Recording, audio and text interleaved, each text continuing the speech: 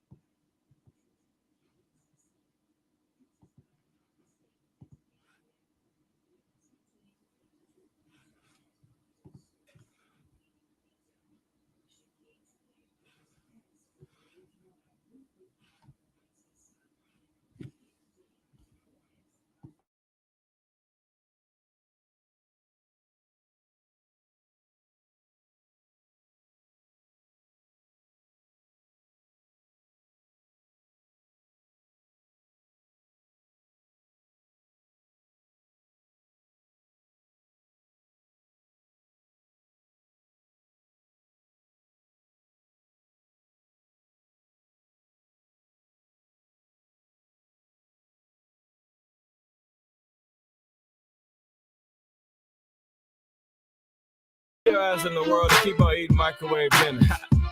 You want to take the red pill? You can come out and wine and dine with me. It's a mouth, man. Let's do it. I got a Kevlar mind with Teflon rhymes, antidote to venomous minds that decline the truth. Trapped in a box, thoughts locked, programmed to be spooked. I'm on some lynch mob shit, fuck the devil programmed to shoot. And got some steel at the tip of my boots just to regulate. We can get it all night and morning, just name the date. And don't hesitate, being a gangster ain't no good if your thoughts is featherweight. I don't care who got the best team, I'm here to drop the word and keep it moving like jet streams. The luster green got my niggas moving like dope fiends. You gotta see the picture, but it ain't made for flat screens. Lemur Park and Skid Row was where he's last seen. Survivalist for holy water filled in his canteen. The boogeyman's here to put an end to American dreams. I'm out of sight of extraterrestrial beings. Everything the Most High does, I hold it sacred. No stopping the sons of Jacob, you still plugged in the matrix. Me, I took the red pill, shook the snakes and the demons, keep it moving like a tracks on a treadmill. When I say I'm a Jew, I'm dead real. It's hard hats and flashlights on the hunt for Israel. We in the last days to see the killer be killed, but niggas is caught up with talking trucks and big wheels. Heavyweight Solomon jewels, I use knowledge to rule, rejecting wisdom as an act of a fool. Christ is king, born to rule, let's take him to school.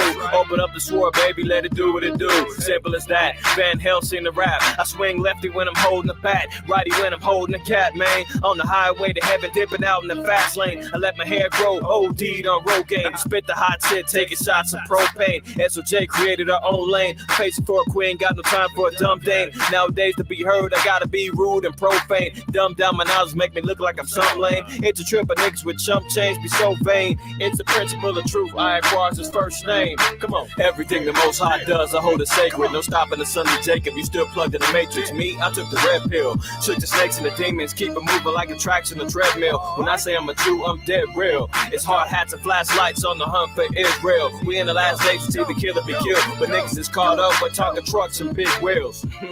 Yeah. Okay, so understand what I'm putting out there. Red pillars only, okay? You want to take the blue pill, microwave, popcorn your ass to death, go ahead. You know, I ain't got time for that, man. I'm too focused for that. The soldiers that I roll with is too focused for that. So if you want to get down, get your mind right, come and holler at me, you know? Because when Yahweh Shah comes back, it's a rap like a gypsy mummy. A lot of these heathens want to trip and act a fool. I thug it out for the Lord, and I don't need no tattoos. We drop bombs with the Bible while you stand there baffled, looking like you seen a ghost. I'm with the Lord of hosts. Still keep a hood, crack a yak, and we can take a toast. Cheers.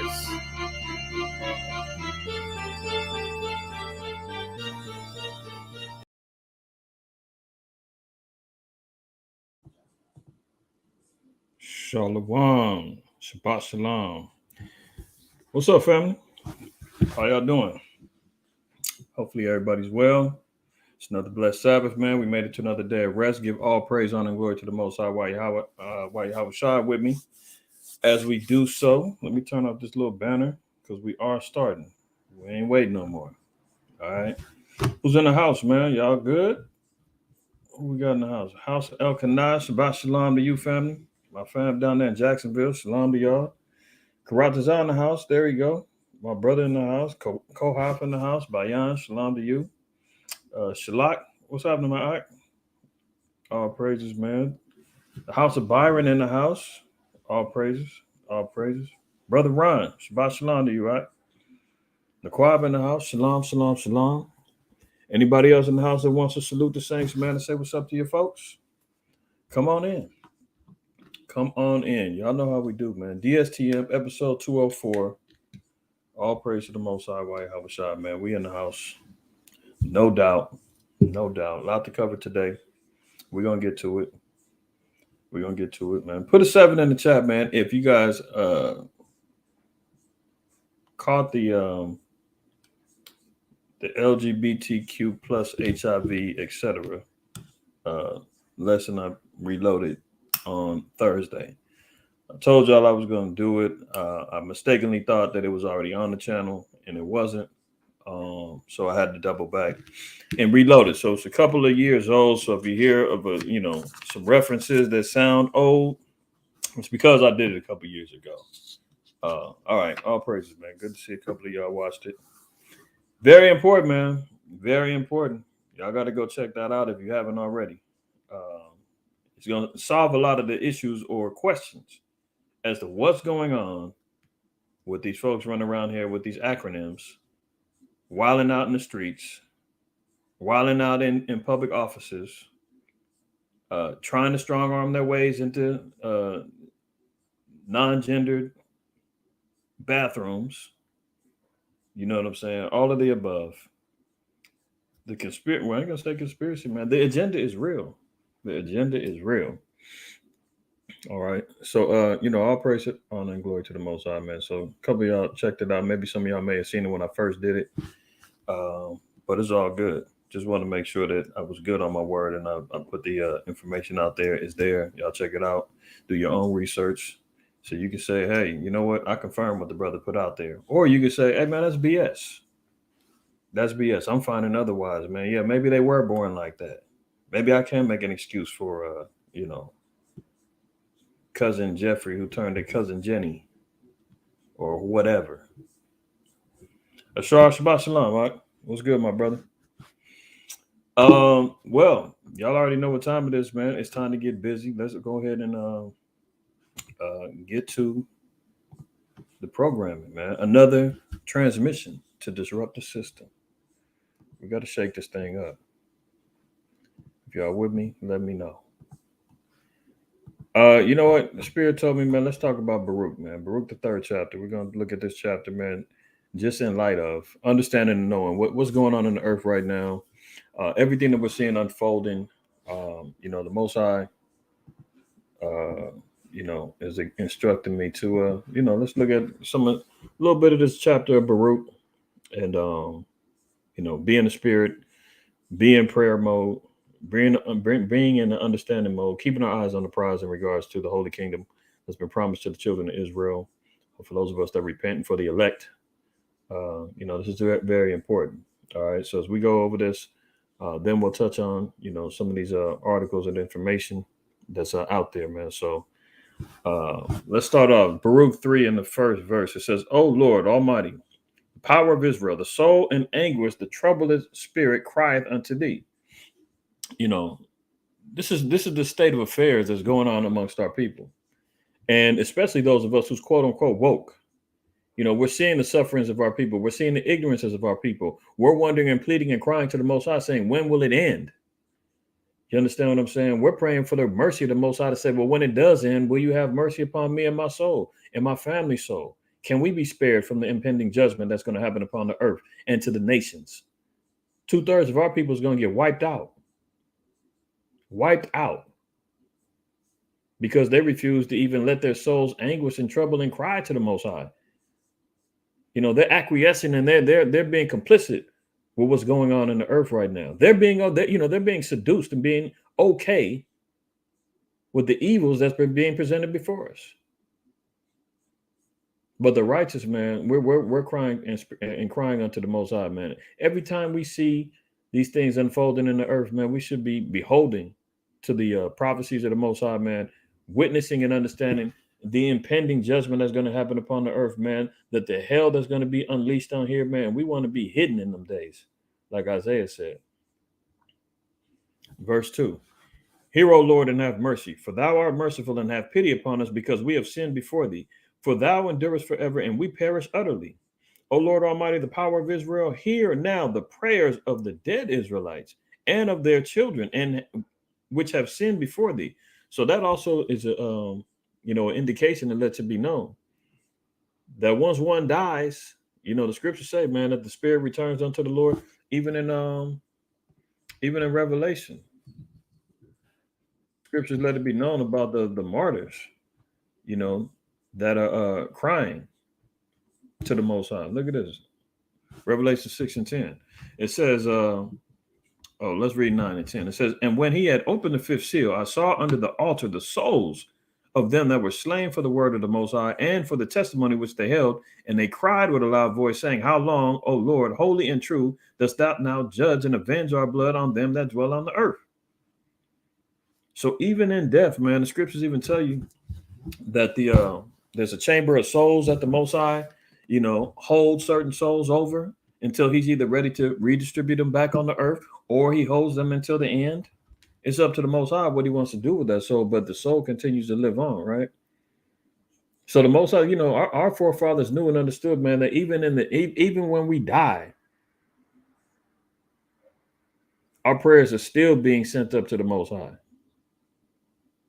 praying for retribution, praying for forgiveness, praying that we have mercy when ultimate judgment happens on the earth. Because Daniel even said in Daniel 12,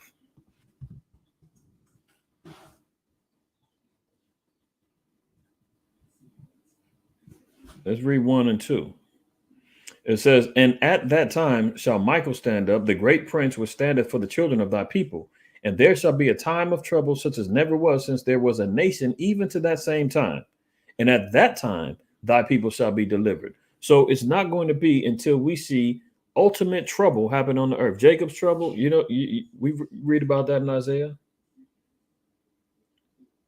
When we see the ultimate troubles happening on the earth, man, when you're seeing the mass deaths, so-called natural disasters, when we're seeing war, famine, plague of disease, when there's just nothing left of this wretched earth that the so-called white man has, laid his dirty hands on, that's when the time of the deliverance of the people of the book is going to be happening.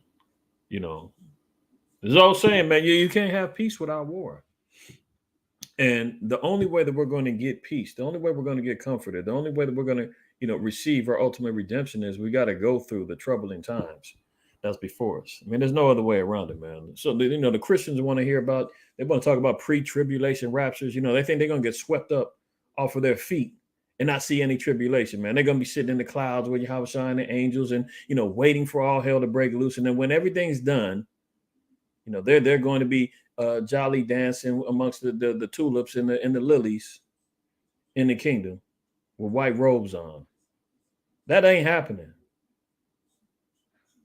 The scriptures say, man, there's going to be a time of trouble that ain't nobody seen since a nation was even created, man. It said, at that time, we're going to be delivered. Everyone that shall be found written in the book. So, our job is to do the work, do the faithful and diligence that it takes to be found written in the book of life. Verse 2, it says, and many of them that sleep in the dust of the earth shall awake, some to everlasting life and some to shame and everlasting contempt. So you see that? So the Most High said that even those that are dead is going to be risen up for judgment, some to everlasting life and some to shame and everlasting contempt. So this is why we see in verse 4 of Baruch, it says, O Lord Almighty, the power of Israel, hear now the prayers of the dead Israelites and of their children, which have sinned before thee, and not hearken unto the voice of their power, for the which cause these plagues cleave unto us. So even still in that moment, man, people are still praying that their sins be forgiven and the mercy of the Lord happens. Because why? The sins of our forefathers is what causes these particular plagues to reap upon us. Lamentations 5. Look at it, 5 and verse 7. It says, our fathers have sinned and are not, and we have borne their iniquities. So people wonder about, can you be born in sin? Like, what happened? Why are we going through this? What did I do to deserve this? Well, these curses are cyclical. You know, these are the things that our people are continually going through because of the fact that we broke the laws and the commandments of the Most High. So even though our forefathers have sinned and they're not here anymore, we end up bearing their iniquities. Verse 8 says, servants have ruled over us. There is none that doth deliver us out of their hand. Well, why are they calling the other nations servants? Well, that's because even in Leviticus 25, it tells you that the nations that are round about us, they shall be for us servants and handmaids. They're supposed to be our property. So when those things get reversed, there are servants and they're ruling over us. The so-called white man, the rest of the heathen, they're ruling over us, and there's nobody to deliver us out of our hands. We've had a number of different leaders that tried to arise to the occasion, thinking that they were going to be the ones that deliver our people about it out of you got Denmark Vesey, you've got Nat Turner, you've got Malcolm X, Martin Luther King, you've got Sid Bull, you've got Tecumseh, you've got Zapata, you got a number of different people that were trying to lead our people into you got Marcus Garvey. He wanted the Black Star Line. He wanted us to, caravan back to Africa. None of that went down. There's nobody that's going to deliver us out of the hands of our enemies, man. There's no person that's going to. Our people thought they had hope when Obama got in the damn office. These Negroes was out here, man, getting high, running around in the streets, man. Swore up and down, man. We finally got it. We taking over the White House. We ready to paint the White House black. Oh, just because of damn heathen, I don't know what Obama is, man. There's so many talks about his background, whether he's a Hamite, whether his pops is a Jake, but the Hamite is his step pops, that his mother married, that's a whole nother thing. But let's say for the sake of argument, he is a heathen, then he wasn't our people anyway. And let's say he was a Jake, that just means he's an operative sellout. But our people thought, everything's about to change now. We finally got a black president. It's on. And what happened? Niggas are still tripping about we ain't nothing changed. He ain't do nothing for us. 8 years. He gave more rights to the sodomites than he did to us. Just because he liked to shoot basketball and go hang out and act like, he's from Chicago. The Negro was from Hawaii. He went to school in Chicago. And then start his political career over there. But there's nobody's going to deliver us out of our hands. He had every opportunity, man. Everything that we tried from all of the political leaders, Fred Hampton shot him down. Huey Newton, he ended up getting shot up after he, developed a drug habit.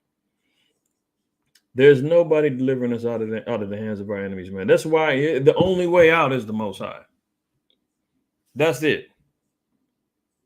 The Most High and his salvation and the method of his salvation, which is for us to keep the faith of Christ, fear him, fear the Most High, keeping the commandments, and keep the faith of Christ. That's it. Ain't nothing else getting us up out of here, man. Going back to Baruch. So it says, O Lord Almighty, the power of Israel, hear now the prayers of the dead Israelites and of their children which have sinned before thee, and not hearken unto the voice of their power, of thee their power. For the which cause these plagues cleave unto us. Remember not the iniquities of our forefathers, but think upon thy power and thy name now at this time. Yeah, because the Most High is long suffering. He's got everlasting mercy and grace for our people, man, if we turn to him. It said, remember the iniquities of our forefathers. Well, didn't we just read in Lamentations? Our people knew. Baruch was Jeremiah's scribe. So when he wrote down, man, our fathers have sinned and are not, we've borne their iniquities. This is why he's writing this, saying, don't remember the iniquities of our forefathers. Block that out and give us opportunity to repent. That's what it's all about. And this is why the damn white man and the operatives of Satan, have all of these seminary schools, Bible colleges, giving out these 501c3 tax exempt privileges, you know, for those that want to stay in the alignment of you know, the governmental rules and structures, that the little trinkets and offerings that America gives, to say, well, here, you can have these free grants, get this money, do this, that, and the third. However, you have to stay within these boundaries of speech. You got to do these particular works if you're going to, you know, stay in favor with Babylon. And don't think just because, you know, you got some Israelite organizations that are 501c3 and they talk about Esau and all that, that's all covered under free speech, man. So let's not get it twisted to make it seem as though we can be 501c3 and still talk about the white man. What Esau don't give a damn. You can call him the devil all day long. He does not care. What he cares about is when you threaten the security of America. You can call the white man a devil. You got 501c3 and call him the devil all day. He said, that's fine. You're covered under the First Amendment. But as soon as you say things that threaten the security of America, that 501c3 is stripped. You can't speak anything politically in regards to elections or, you know, being pro or for or whatever the case may be. You can't get involved in any of those things. But, you know, even that's not even true because, you know, when I did a lesson on 501c3 years ago, but, you know, I had pictures and videos of Obama sitting up with TD fakes and all of that. You know, they know how to grease the pockets. You see all the black clergy that was surrounding praying for Trump. They all get involved, man. There's loopholes that they get involved with. The clergy response teams, these are the preachers who are ready to line up their congregations to lead them into the camps, to get them to comply. They use Romans 13 with a complete misunderstanding of that whole chapter as a means to bow down and suffer to the government. You know, Esau's slick, man. He's got all of this lined up. This is why we have a never-ending battle and fight against him, his operatives, the agendas that's out there, man. We have to stay focused. But in the meantime, while we're still fighting that, we still got to do like we see in verse 5 and pray to the Most High, saying, remember not the iniquities of our forefathers, but think upon thy power and thy name now at this time, not the days of old, this time. For thou art, Lord, our power, and thee, O Lord, will we praise. Verse 7, and for this cause thou hast put thy fear in our hearts, to the intent that we should call upon thy name and praise thee in our captivity. You know, this is another cut, man, for those that's talking about you can't keep the feast days in outside of Jerusalem, man. You can't, you know, follow after the customary ways of our people, man. We're in captivity. You can't do it. The Lord said we're supposed to praise him even in our captivities. How do we praise the Lord? Why do we have ceremonial laws that's all centered around praising the Most High? Be it the new moon from his creation and an establishment of his months and calendars and whatnot, so that we can calculate the feast days. That's a celebration and a praise of the Most High. The deliverance of what we just had Passover, you know, a deliverance from our people being redeemed out of our captivity in Egypt, setting us forth on our journey to inherit our land. We don't praise the Most High that way. We don't praise the Most High for giving us a day of atonement. I mean, what are we talking about? And these same individuals, we talking about keeping the Sabbath. I mean, that's a holy day. How do you not keep that in captivity? That's the hypocrisy and the foolishness, man. And for this cause, thou hast put thy fear in our hearts to the intent that we should call upon thy name and praise thee in our captivity. For we have called to mind all the iniquity of our forefathers that have sinned before thee. So remember, you know, we always talk about Job 8:8 and Romans 15:4, you know, Jeremiah 6:16. All the evidences of us recollecting history and looking back upon the sins of our forefathers and foremothers, man. And we call to mind the things that got us in this position, you know. Deuteronomy 30 tells us this is the only way we're going to get up out of here. Verse 8, it says, behold, we are yet this day in our captivity. You know, it's a shame, man. Our people run around talking about we're not in captivity, we're free. You niggas is in captivity. I'm free. My mind is free. I can do what I want to do. Blah blah blah. What? You cannot do what you want to do. This place is set up laws. This place is set up um unjust laws or whatnot, framing iniquity by law. You can't leave about this country, man, without a passport. You can't get, you can't even get a job without having, certain credentials now. There's even jobs now, man, that they look at your social media before as part of the interview process. They want to look at your backgrounds first. I remember covering an article some years ago, man. There was a Jake that went for a job, some corporate job. And they said, well, we're going to need access to your social media. And they said, we noticed that your social media handles are privatized. We're going to need in. So can we get your password or can you unlock it so we can watch it? He was like, no, that's my personal information. It's my social media. And they obviously they didn't give him the job. That's why it became a news story, because Jake was like, these jobs is out of control now. Now they're out here saying that I can't even get a job unless I let them intrude upon my own personal social media pages. So we're in captivity right now, man. There is still laws, statutes to maintain an oppressive atmosphere for our people. Behold, verse 8 again. Behold, we are yet this day in our captivity, where thou hast scattered us for a reproach and a curse, and to be subject to payments. I mean, who's not subject to payments here? They talking about, the IRS, man. Jake always used to sit back and wait for that IRS check to come in. They said every check this year is lower than expected. Most of us owe. I'm just speaking for myself.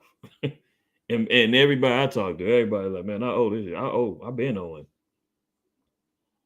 Setting up payment plans to pay off the damn IRS. Let alone all the rest of the payments that's lined up. Because this is part of the cursing, part of the captivity. Let's read Haggai 1 and verse 6. We'll read verse 5. It says, now therefore, thus saith Yahweh, the power of hosts, consider your ways. The Lord said, think about this now. Think about this. Verse 6, ye have sown much and bring in little. America rests on the backbones of the hard labor that the children of Israel put in here, man. Blacks, Native Americans, and Hispanics, man, this place would not exist without our people. Period.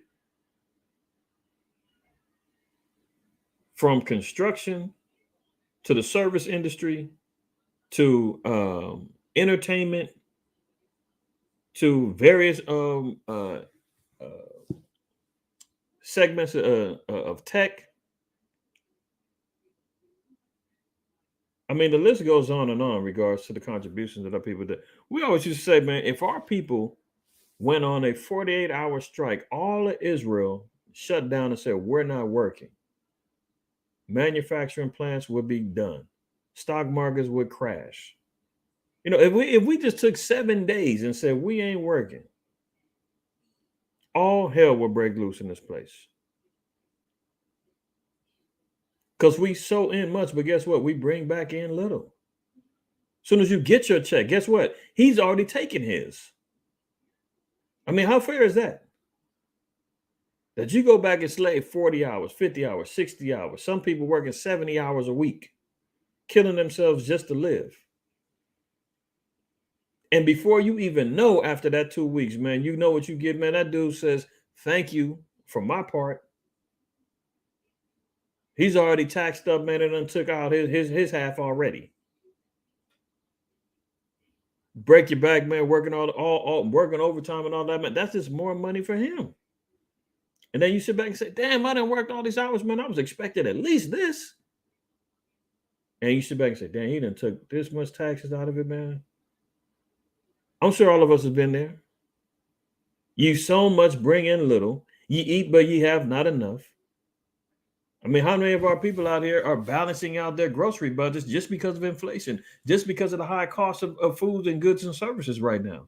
And that's just right now. But that's the plight of an Israelite all day long. You understand what I'm saying? Oh, I'm gonna pay a portion of my phone bill so that I can add a little bit more to the grocery bill. Oh, you know what? I'm gonna have to pay a portion of this car note so I can make sure these babies eat. Eat but don't have enough. You go to the white man and say, well, give me EBT and SNAP and all of that. And he grants you a little bit, whatever it is, based upon your income, your background, the situation, whatever the case may be. You go over there and you get a little change. And guess what? Sometimes it still ain't enough. Even when you get the handout, even when you get a little bit of the bread, you still can't do it. I remember years ago, man, my first son, when he was maybe about, he couldn't have been more than maybe one or so, somewhere around there.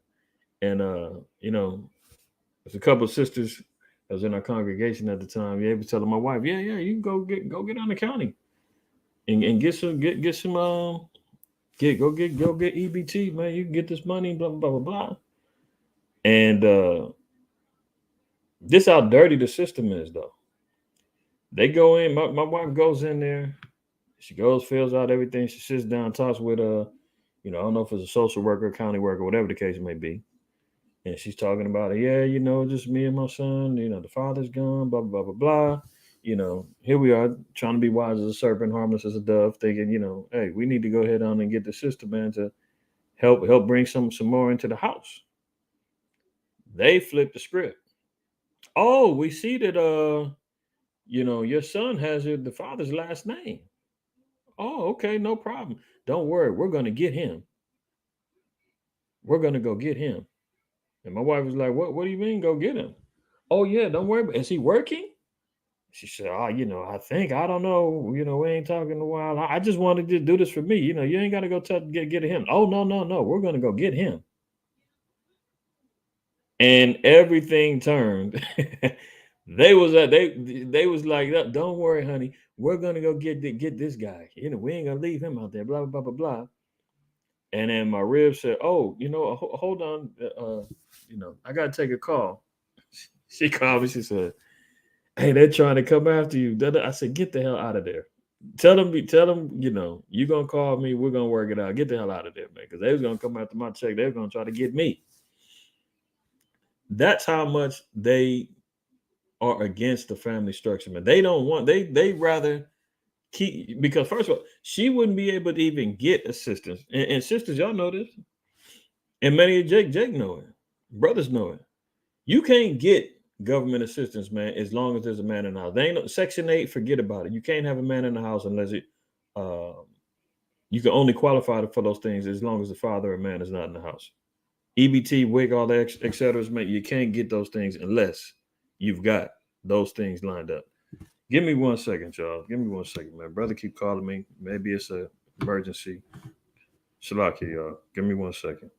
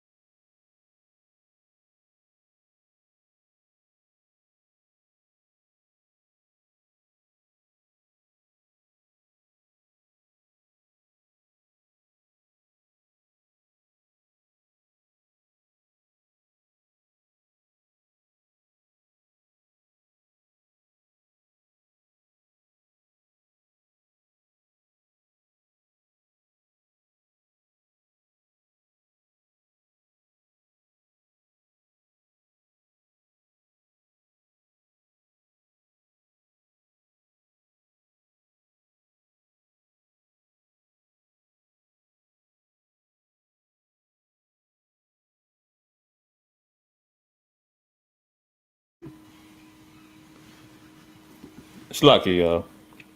All right. So, nonetheless, so the thing was, we know that this system is lined up, man, to make sure that we don't prosper. We can't have family structure. They're not giving out no benefits unless you are in alignment with the broken family. They're not giving no benefits unless you're sitting up here saying we're against our husbands, we're against our men, you know, they're not allowing any of that stuff, man. So this is all part of the cursings. We drink, but we have not enough. But ye are not filled with drink. Ye clothe you, but there is none warm. And he that earneth wages to put it into a bag with holes. So everything that we bring in ends up being taken away, immediately. As soon as you buy, as soon as you get your paycheck, he's already taken all his cream off the top. Now you got the rest of your money to balance out your bills because it's going into a bag full of holes, man. Just right now in America alone, they say there's over 60% of quote unquote Americans don't have are living, or basically are living check to check, and the percentages is either that or higher who don't have $500 in savings for emergencies. That's being cursed. That's being put into a bag full of holes. As soon as you get the money, guess what? It's going right back out into the system. You got to pay your rent or your mortgage. You got to pay your car note. You got to pay insurance for your homeowner's insurance and your car insurance. You got to pay for groceries. You got to pay your cell phone bills. You got to pay all your streaming services. You got to pay for every damn thing. And before you know it, you're right back broke again, clocking back in on Monday for another round of servitude. All right. So that's us being subject to payments. There's no getting around it. We're going to have to be subject to payments. It says, according to all the iniquities of our fathers, back to Baruch, according to all the iniquities of our fathers, which departed from Yahweh our power. Hear, O Israel, the commandments of life, and give ear to understand wisdom. So it says, hear the commandments of life. So these are the things this is what's going to get us up out of here. The commandments of life.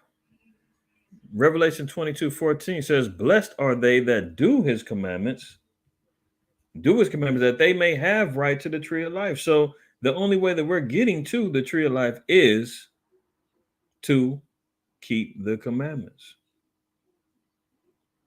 That's off the top. That they may have right to the tree of life and may enter in through the gates into the city. So we can't get around not keeping the commandments and think that we're going to get into the kingdom of heaven.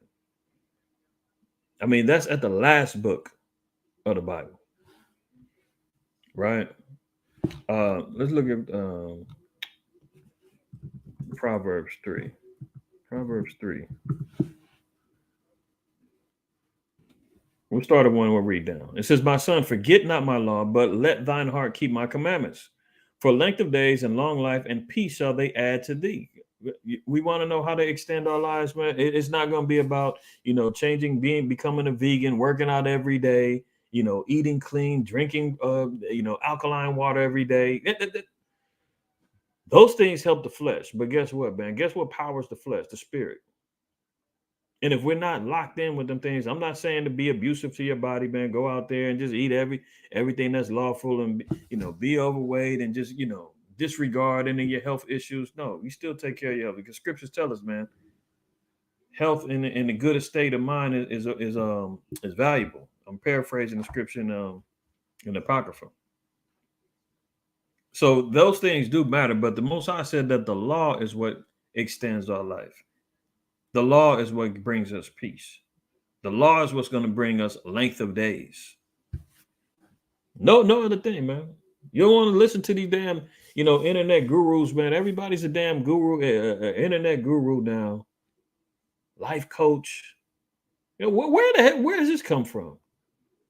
You see these people all the time now. Ever since the damn pandemic, man, 2019, all of a sudden, everybody's sitting at home and people all of a sudden making videos out their cars. They're doing podcasts all day and everybody's an expert about something. And then you get people logging in and everybody, hey, that's my life coach. And he's saying, life coach? You don't know how to direct your life now? You don't know what the hell's going on in your life? You need somebody to direct you and give you the playbook that they making up as they go along? Stick with what the Most High said. The Most High said that not to forget the laws and to keep the commandments for the length of days and long life and peace shall they add unto thee. Let not mercy and truth forsake thee. Bind them about thy neck. Write them upon the table of thy heart. So shalt thou find favor and good understanding in the sight of the Most High and man. Trust in the Lord with all thine heart, and lean not to thine own understanding. In all thy ways acknowledge him, and he shall direct thy paths. Be not wise in thy own eyes. Fear the Most High Yahweh, and depart from evil. It shall be health to thy navel and marrow to thy bones. Honor the Most High Yahweh with thy substance and with the first fruits of all thy increase. So shall thy barns be filled with plenty, and thy presses shall burst out with wine. See, the Most High has given us the clear blueprint on how we're going to have success here. My son, despise not the chastening of the Most High Yahweh, neither be weary of his correction. And he's saying that even though we're going to go through these things, even though we're submitting ourselves to these things, there's always going to be times, the scriptures say, a just man falleth 7 times. So what comes along with this is trials and tests and tribulations, chastening of the Most High to make sure that we stay correct. If we got it all figured out like that, man, then we already walking in perfection. We got it all figured out, man. We don't need faith no more. We don't need to, repent. No, we try and we continue to commit ourselves to these principles. But along the way, there's going to come tribulations and trials, and there's going to come temptations. There's going to come things that's going to stand in the way. That the Most High said, these are necessary chastisements in order to bring forth correction, to make sure that my son or daughter stays on the right path. Verse 12, it says, for whom the Most High loveth, he correcteth, even as the Father the Son in whom he delighteth. Happy is the man that findeth wisdom, and the man that getteth understanding. Now watch this. Now notice it says, happy is the man that findeth wisdom, and the man that getteth understanding. For the merchandise of it is better than the merchandise of silver, and the gain thereof than fine gold. She is more precious than rubies, and all the things that thou canst desire are not to be compared unto her. Speaking about wisdom. Length of our days is in her right hand, and in her left hand riches and honor. Remember, what did Solomon pray for? What did he ask the Most High for? The Most High said, you got the kingdom is in your hand. What do you want from me? He said, just give me wisdom on how to, righteously deal with your people, Lord. Took wisdom and brought 40 years of peace, even though it eventually brought him over the edge, and he eventually sinned and transgressed against the Most High. But no other king had such a lengthy reign and rulership. And then we still get to absorb all the books of wisdom that he's given us. From Proverbs to the Wisdom of Solomon, to the Songs of Solomon, to Ecclesiastes. We get all that information all from the wisdom that was granted to Solomon from the Most High. Verse 17, her ways are as plenteous as pleasantness, and all her paths are peace. She is a tree of life to them that lay hold upon her, and happy is everyone that retaineth her. So wisdom also is a tree of life. We can only obtain that through the keeping of the commandments. Let me get one more, and then I'm gonna slow down on Baruch, and then we'll get to some of these. We'll get to these current events. But look at this: Wisdom of Solomon 6:20. It says, "Therefore, the desire of wisdom bringeth to a kingdom." You can't have the kingdom without the desire for wisdom. That comes along with the territory. All right. Now we're also noticing that the Most High said that, through this wisdom, in what chapters? I think it's in 14, where it says, "Wisdom bringing forth, and through wisdom is the incorruption of life." Let me get that one for you real quick. Just a little bit further up. Yeah, right here. Verse 17, it says, "For the very true beginning of her is the desire of discipline, and the care of discipline is love." Well, what's the attribute of a disciple? Root word is discipline. For the very true beginning of her, or how are we going to be disciples or disciplined followers of Christ and the Most High, is to desire discipline. Discipline is love. We know love is the keeping of the commandments because it says it in verse 18. And love is the keeping of her laws. So we want to be disciplined. We want to seek the love of the Most High, which is the keeping of her laws. Wisdom is the key thing that's going to bring us toward that tree of life. And it says, "And love is the keeping of her laws, and the giving heed unto her laws is the assurance of incorruption, and incorruption maketh us near unto the Most High. Therefore, the desire of wisdom bringeth to a kingdom." Back to Baruch. So it says in verse 8. Actually, we'll read verse 9 again.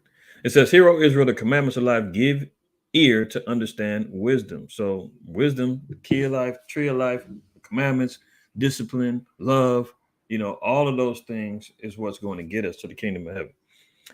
Verse 10, How happeneth it, Israel, that thou art in thine enemy's land, that thou art waxen old in a strange country, that thou art defiled with the dead, that thou art counted with them that go down to the grave? Thou hast forsaken the fountains of wisdom. So, we'll stop at verse 12. Just keep it in the spirit of the tribes, the disciples, so forth and so on. Lesson of the day is wisdom, the tree of life, the desire of it, to keep us from the impending hell that's going to come on earth, man, so that we can get the promised kingdom that the Most High is seeking out for us. All right. Let's get to some of these articles, man. Let's get to some of these articles. Let's see what's going on in the earth. First one here, man. The negotiations. Xi Jinping, man. This group. Let me hold on. This Moabite, man. China, man. He's running around here, really trying to be the international diplomat, coercing nations to come be a part of this conglomerate known as the BRICS, to try to, be the new leader of the free world, so-called free world. He's met up with Zelensky now, president of Ukraine. And this is just fresh off of we're hearing and seeing last week, where Zelensky and Ukraine was granted permission to be part of NATO. Now, NATO don't get down with China. China ain't down with NATO. So Xi Jinping, man, is riding around here, moving just like his wife Zaddy, trying to be a little snake slithering around, man, trying to see who he can poison and whisper in the ears of, hey, come follow me. Come follow us. He wants to be the hero and the savior to say, well, I can bring peace. Remember, he had a 12-point plan that he was supposed to bring peace, but it was all favorable to Russia. And Ukraine shut it down, and NATO was like, don't listen to him. That's not going down. Now he doubled back. So we're seeing all of these particular leaders, man, all throughout the world are all having these private meetings and councils and coming together so that lines can continually be drawn for the ultimate showdown. So Chinese President Xi Jinping speaks with Ukraine's Zelensky for the first time since Russia's invasion. Now, he's already met with Putin. You would think Putin would be on his head like, hey, what are you doing meeting with my op? We don't get down with them. Like, why are you over there trying to meet with him? But he's, in cahoots with Putin, telling him, listen, man, I might be able to seduce this cat, man. Get him shut down. You see he's over there trying to get with NATO. If he gets with NATO, he is never going to become part of Russia again. So let me go ahead on and get this. So once you end up winning this war and absorb Ukraine back, they'll be on the team and we can continue pushing. So Ukrainian President Volodymyr Zelensky spoke Wednesday with Chinese President Xi Jinping, Moscow's and most important diplomatic partner, in the first phone call between the two leaders since the start of Russia's invasion. Quote, I had a long and meaningful phone call with the Chinese President Xi Jinping. I believe that this call, as well as the appointment of Ukraine's ambassador to China, now they got an ambassador to China now, will give a powerful impetus to the development of our bilateral relations. See, this, politics is so tricky, man. It's so phony. China has openly came out and said that they are partners with Russia. They're riding with Russia. Why would Ukraine even think about meeting with somebody who's close with your enemy like that? Unless you know that there's some other things going on behind closed doors that we don't even see, man. Is this real? Is some of these political motivation that's going on, is this stuff really real? He just met with Putin. He's been openly declaring that he was riding with him. And now he goes and says, man, let me go make a phone call and go holler at Zelensky. Zelensky should have been hung up the phone and said, nah, man, we're not talking. I don't trust you. You're dealing with our enemies, man. Your best friend is over here bombing the hell out of us. Can I trust you? Nah. This dude Zelensky is a complete hoe. Let's just keep it real. That's why he floats around all these nations, man, begging for money, begging for weapons. Whoever's willing to listen to him, and who's ever willing to, stick their puppet hand up him and let him do his thing, he's willing to go, man. So he listens to anybody. Continue on. It says Andriy Yermak, head of the Ukrainian presidential office, described the phone call as a quote important dialogue in the Telegram post Wednesday. Chinese state broadcaster CCTV also reported the call, during which Xi confirmed that an envoy would travel to Ukraine and other countries to help conduct quote in-depth communication with all parties for a political settlement on the Ukrainian crisis. So he thinks he's going to bring in peace. That ain't happening. Putin just got to saying the other day, he's just getting started. America's not going to allow peace. They've got too much on the line. NATO's not going to allow peace. Too much on the line. Look at this. UK confirms depleted uranium munitions are being used against Russians in Ukraine. So they're already using potentially dirty bombs in Ukraine. So has it already gone, quote unquote, nuclear? Has it already gone dirty over there? Yes. The UK has already supplied depleted uranium munitions over there to the Ukrainians and said, go here, use this against the Russians, man. You're going to jack them up for years. You say, well, what's that? What's depleted uranium? Well, let's read about it. The British military has confirmed that thousands of depleted uranium rounds are now in Ukraine, despite prior vehement Russian warnings not to follow through with the transfer. We've sent thousands of rounds of Challenger 2 ammunition to Ukraine, including depleted uranium armor-piercing rounds, British Armed Forces Minister James Heapy said while fielding a question from Scottish MP Kenny McCaskill. Now look at this Yugoslav scenario. These shells not only kill, but infect the environment and cause oncology in people living on those lands. So this is the same type of thing that nukes do. And here they are supplying,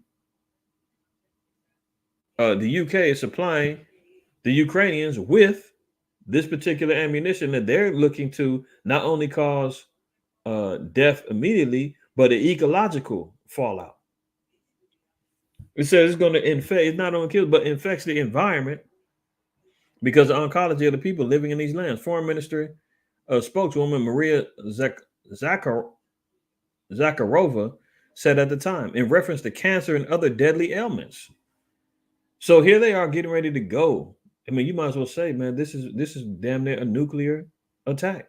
It's not a bomb, but they've got armor-piercing bullets that have this uranium in it that once it hits and explodes, then you start getting this fallout of uranium all over the dang place that ends up skyrocketing the cancers and causing damage to the environment. So we're already seeing an escalation of the types of weaponry that's being used. And Russia said, don't do it. Don't do it. We know y'all over there. UK, don't you send it. That's why there's been so many threats with Russia and the UK. That's why they're threatening the UK. So, you remember last week they had the sub over there? They sent the nuke sub over there by the UK because they were letting them know, man, don't do it. And the UK said, man, we can't help it. America told us to do it, man. The beast, the gray whore told us, man, we're part of the beast system. The gray whore who's riding on the beast said, go do it now. And they went and did it. So the escalation was there. It says, by the way, it is naive to believe that only those against whom all this will be used will become victims. In Yugoslavia, NATO soldiers, in particular, the Italians, were the first to suffer. Then they tried for a long time to get compensation from NATO for lost health. See how that works? Everybody gets affected from this stuff. This is why the white man, has to be dethroned and out of power. Because if you leave it to him, man, he's going to wipe out everybody, even his own. And he's not no stranger, man, to having casualties of war. That's why he has that. It says, then they tried for a long time to get compensation from NATO for lost health, but their claims were denied, she said. Zakharova then added, when will they wake up in Ukraine? Their benefactors poison them. So they're handling these weapons and they end up getting poisoned with them. And here goes the Russian foreign ministry. She's saying, The Ukrainians is dumb for even accepting it because they're handling poisonous materials. They're going to get jacked up. Ask the Italians in NATO. What happened to them when they was in Yugoslavia? And then when they try to file for claims to get compensation for their health being diminished and getting cancer and dying, they were denied.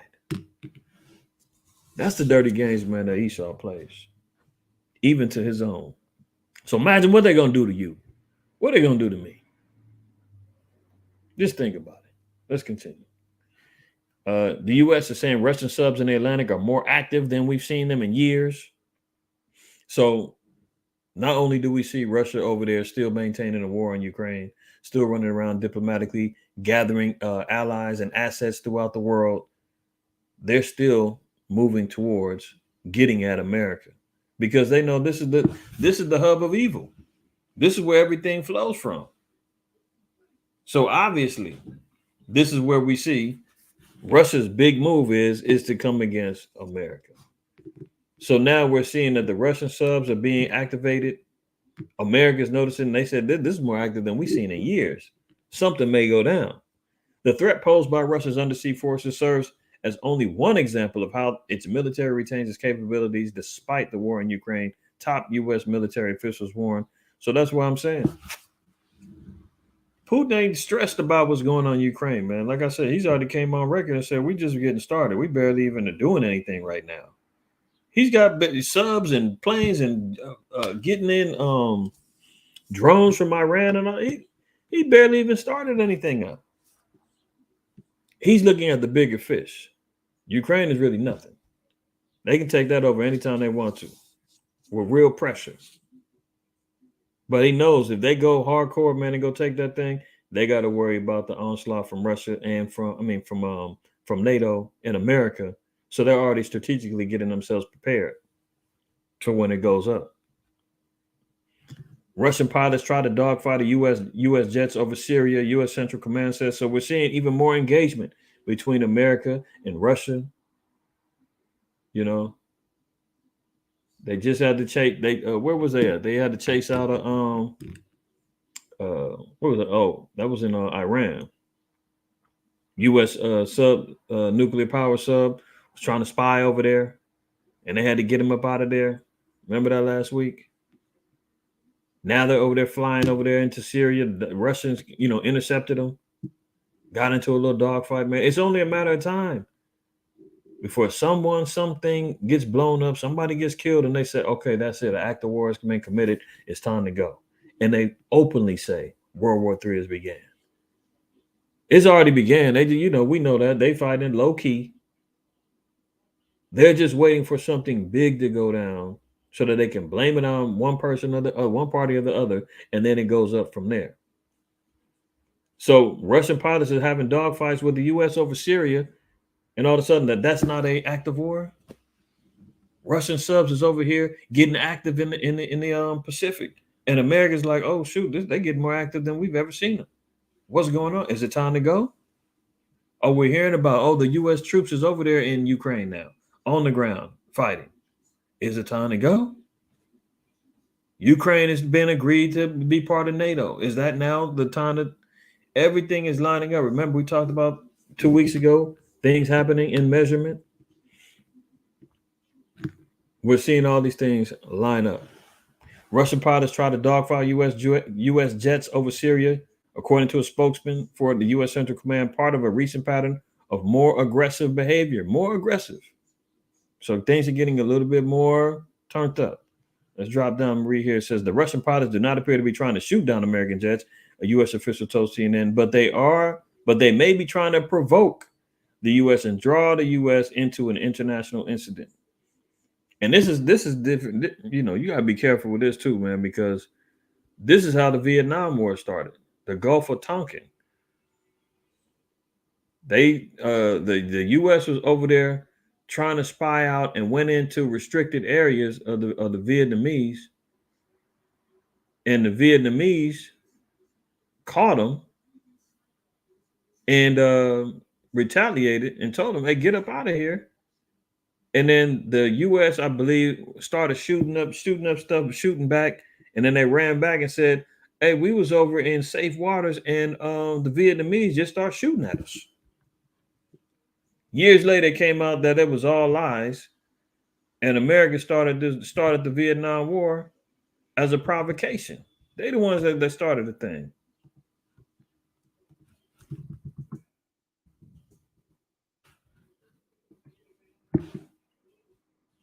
For y'all to look at it later on down the line, go check it out for yourself. So in case you need to figure it out, you want to know what it was about.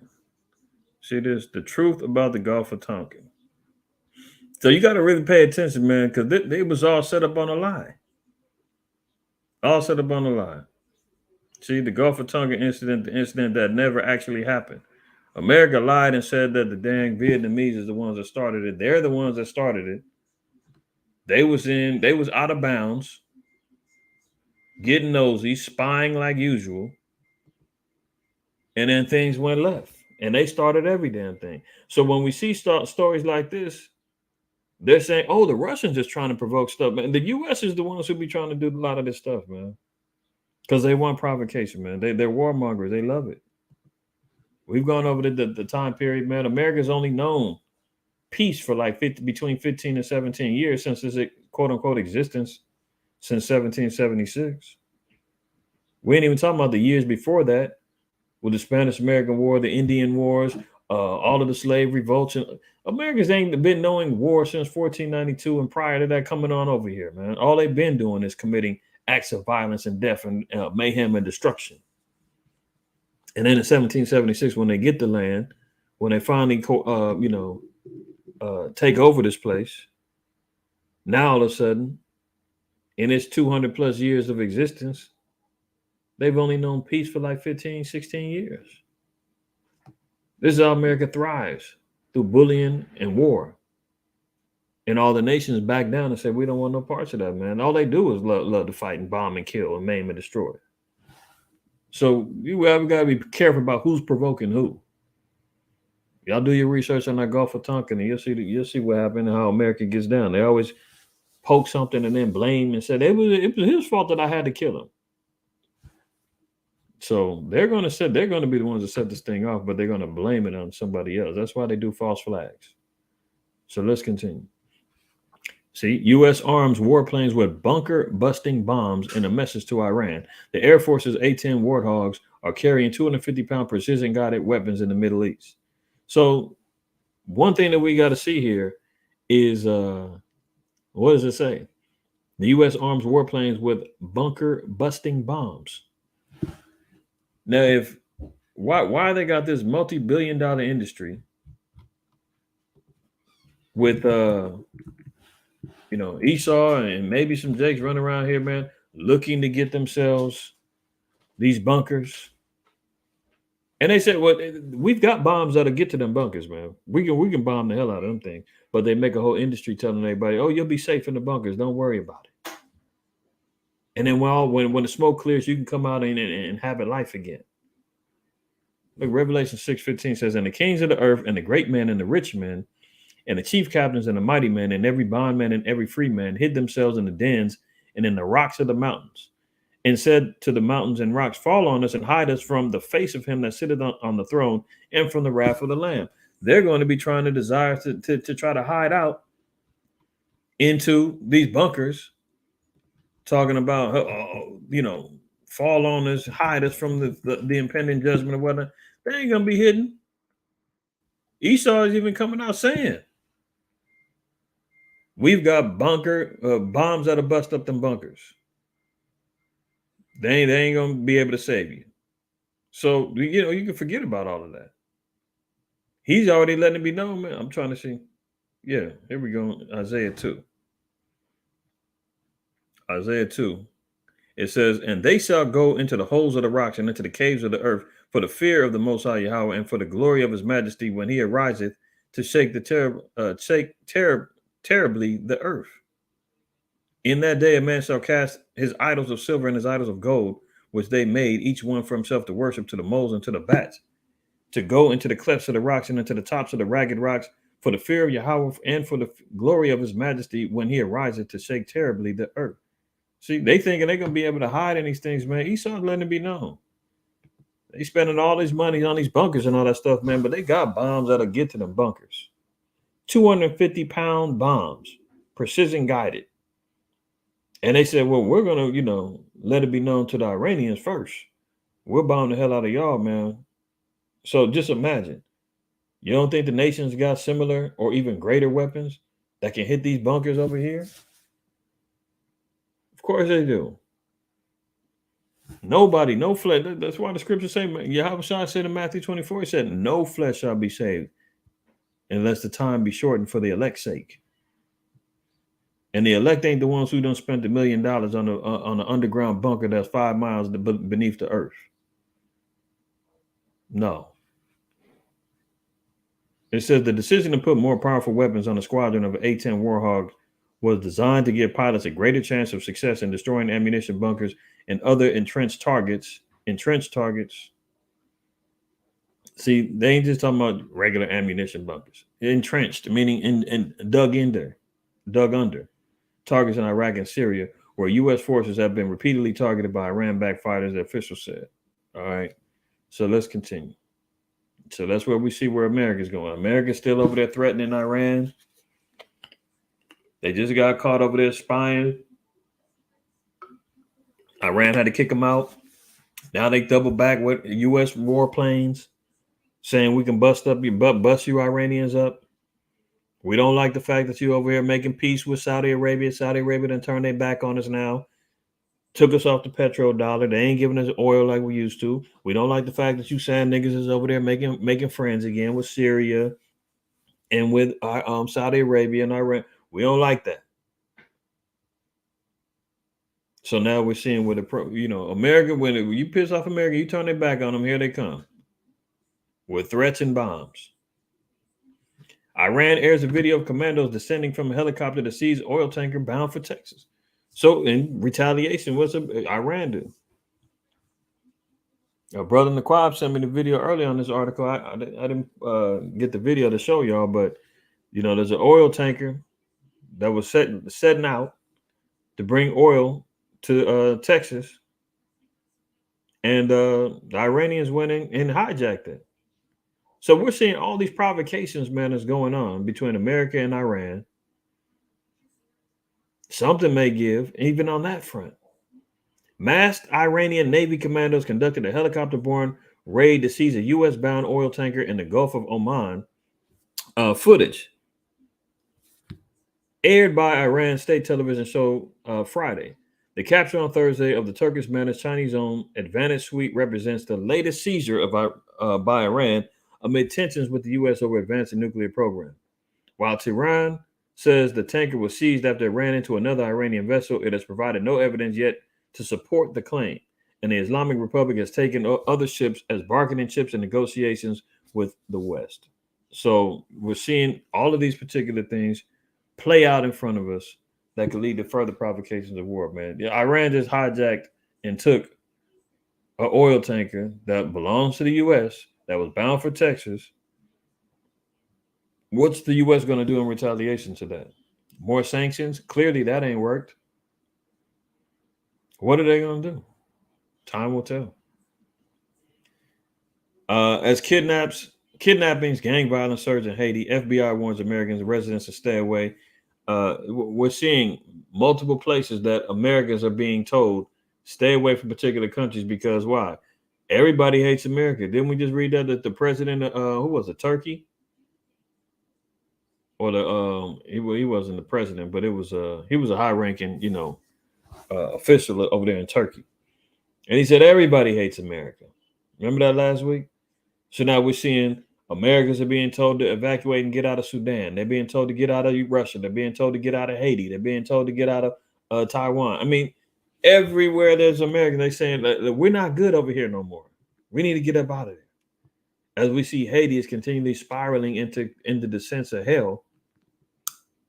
I mean, that place is getting completely rocked with violence and poverty and overthrows of governments and gangs pretty much running the area.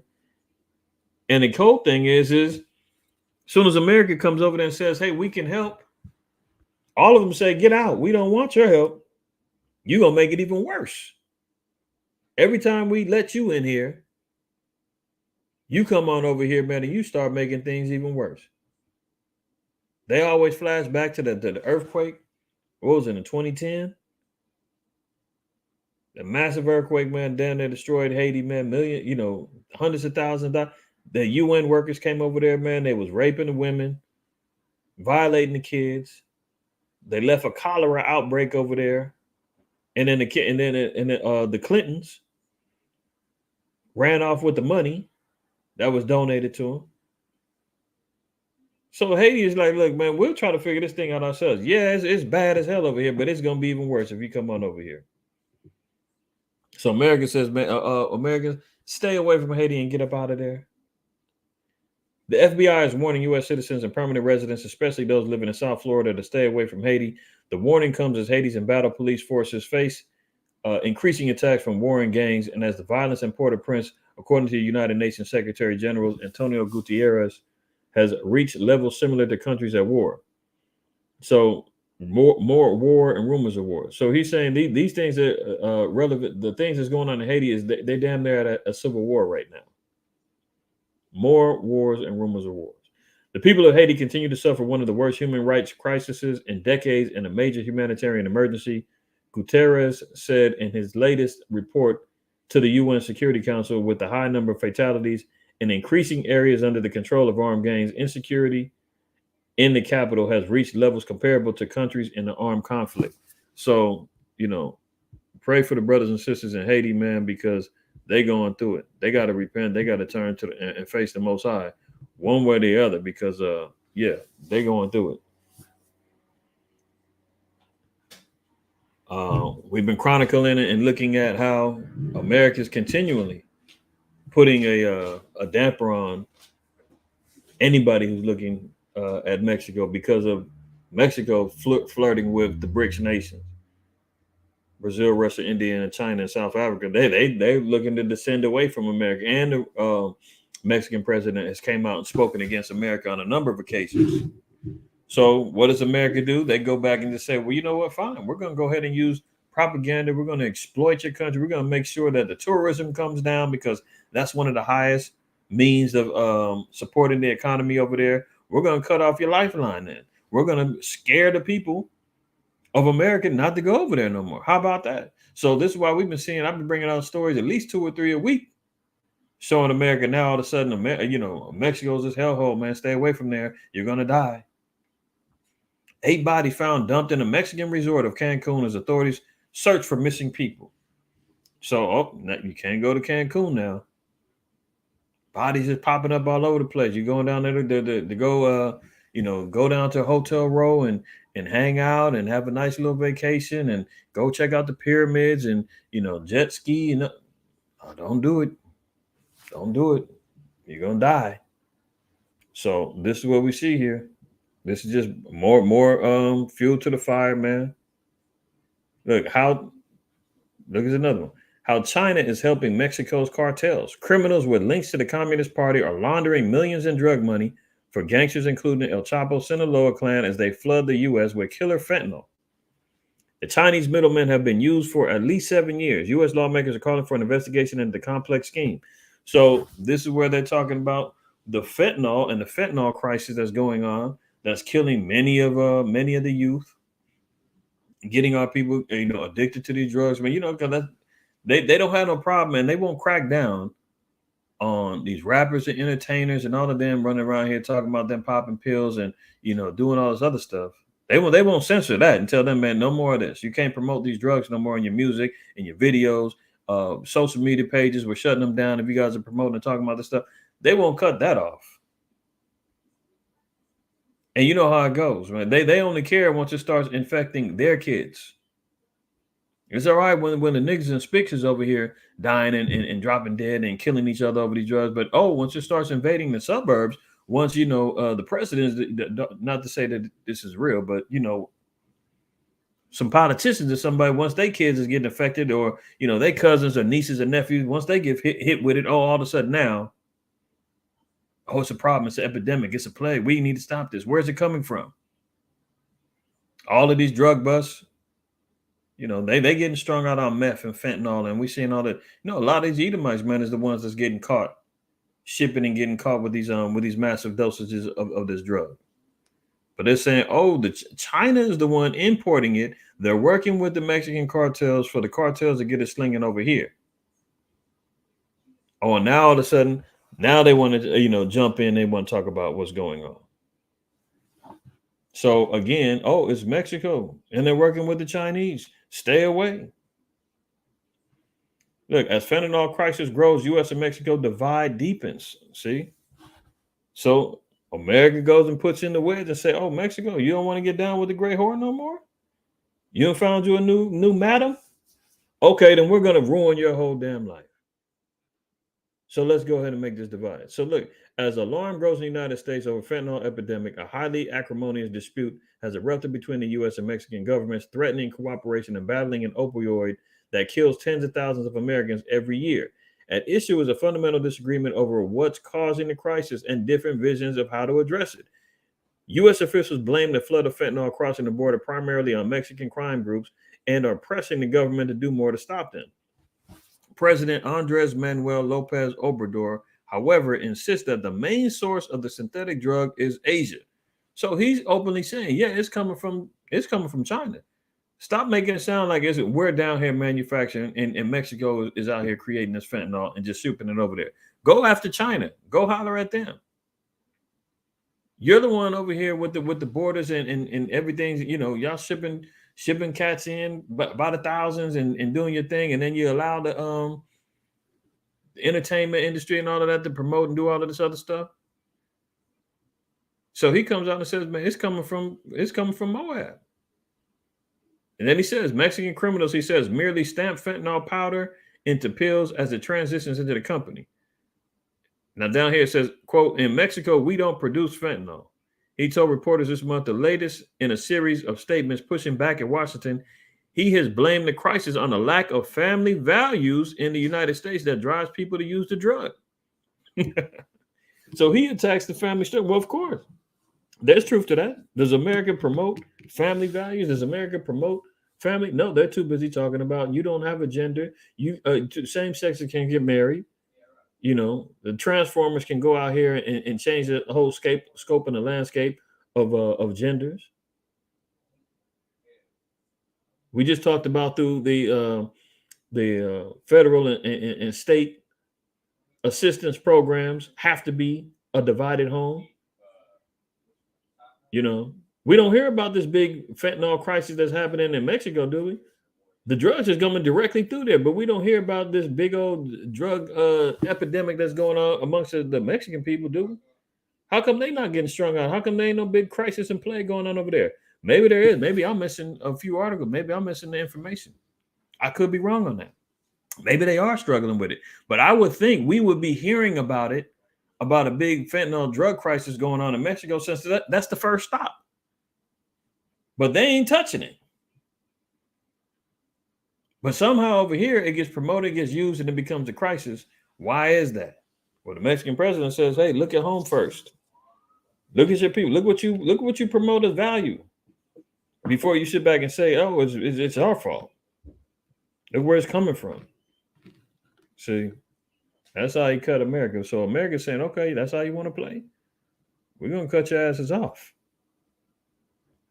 Look at this. Murder rates. We talked about the spirit of death coming around. Murder rates jump another 10% in the biggest U.S. city since 2021. So we're only seeing things getting worse. This is why the Most High even told us, man, in Proverbs 3:31. This is one of the things that we got to recognize and understand. Proverbs 3:31. A lesson that our people need to learn to live by. Envy thou not the oppressor and choose none of his ways. Why is this important? What are some of the ways that America has established rulership and dominance by? Murder. That's why in our law, the Most High says, thou shalt not kill, meaning thou shalt not murder. That wasn't part of our program and our systematic values. We wasn't supposed to be killing and murdering one another. But what do? We learn from our oppressors that that's the way that you're going to get by. That's the way that you're going to get people to respect you. That's the way that you're going to be able to attain and steal and rob and take and get to the top. Murder, kill. That you feel bad about something, you got envy, you got jealousy, take it out on your own. See? And now we see in highly populated Israelite areas, this is where all the murder rates come from. I mean, but the scriptures say, Deuteronomy 28:54, thine eye shall be evil towards thy brother. Thine eye shall be evil towards thy brother. Murder rates jump another 10% in the biggest U.S. cities since 2021. Khan, that's right, Naftali. Thou shalt do no murder. That's exactly what Yahweh Shah told us. Right? Absolutely. La'ah meaning no, mawat meaning to murder. Let's go back over here. Now, it says Memphis, New Orleans, Richmond, and other meaning Democrat-led cities are the nation's homicide hotspots. Study shows. I mean, this is why they always tied in with the Democrats, because our people have been so programmed to think, oh, the Democrats is for the blacks. Democrats is for the Hispanic. Democrats is the ones who's out here promoting and allowing all of this madness to be allowed for our people to go back and continually kill and rob and steal from each other. You just seen Lori Lightfoot, the mayor of Chicago, Beetlejuice, talking about after the little Jakes was running around there rioting and acting a damn fool, that they ran up there and she said, well, they have a right to enjoy the city. Enjoy the city, but they got to find another way to, do it more safely with their outlets. But look at it. Excuse me, Memphis, New Orleans, Richmond, Washington, D.C., Chocolate City, Detroit, Durham, North Carolina, Dallas, Texas, Milwaukee, Las Vegas, Kansas City, Nashville, Baltimore, Philadelphia. I mean, is there anywhere that we've read so far in the top 13 that a Jake doesn't dwell in? So it's just showing you that the spirit is now escalating even worse now. It's jumped up another 10%, man. Homicides is up. Y'all be careful out there. Look at it. Gunman killed his neighbors and child with an AR-15 style rifle, the sheriff says. So how many murders have we heard about neighbors shooting and killing each other within the last 2 weeks? You had a Jake last week that shot the little white girl coming up on his driveway. You had the old 80-year-old Edomite man that shot the 16-year-old that came and knocked on his door. Now you got this 10 tribe cat, Northern Kingdom, then killed his neighbors because they complained that he was shooting his AR too late at night. I mean, this is how bad it's getting.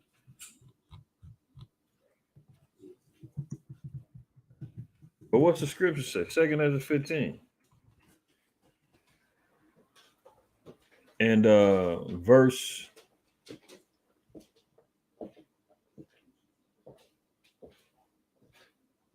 let's read 19. It says, a man shall have no pity upon his neighbor. Did you hear that? A man shall have no pity upon his neighbor, but shall destroy their houses with the sword and spoil their goods because of the lack of bread and for great tribulation.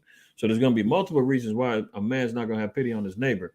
So now when we're seeing this particular story right here, and it says a gunman killed his neighbors and a child with an AR-15 style rifle, this is all about the neighbor asked him to stop shooting the gun so late.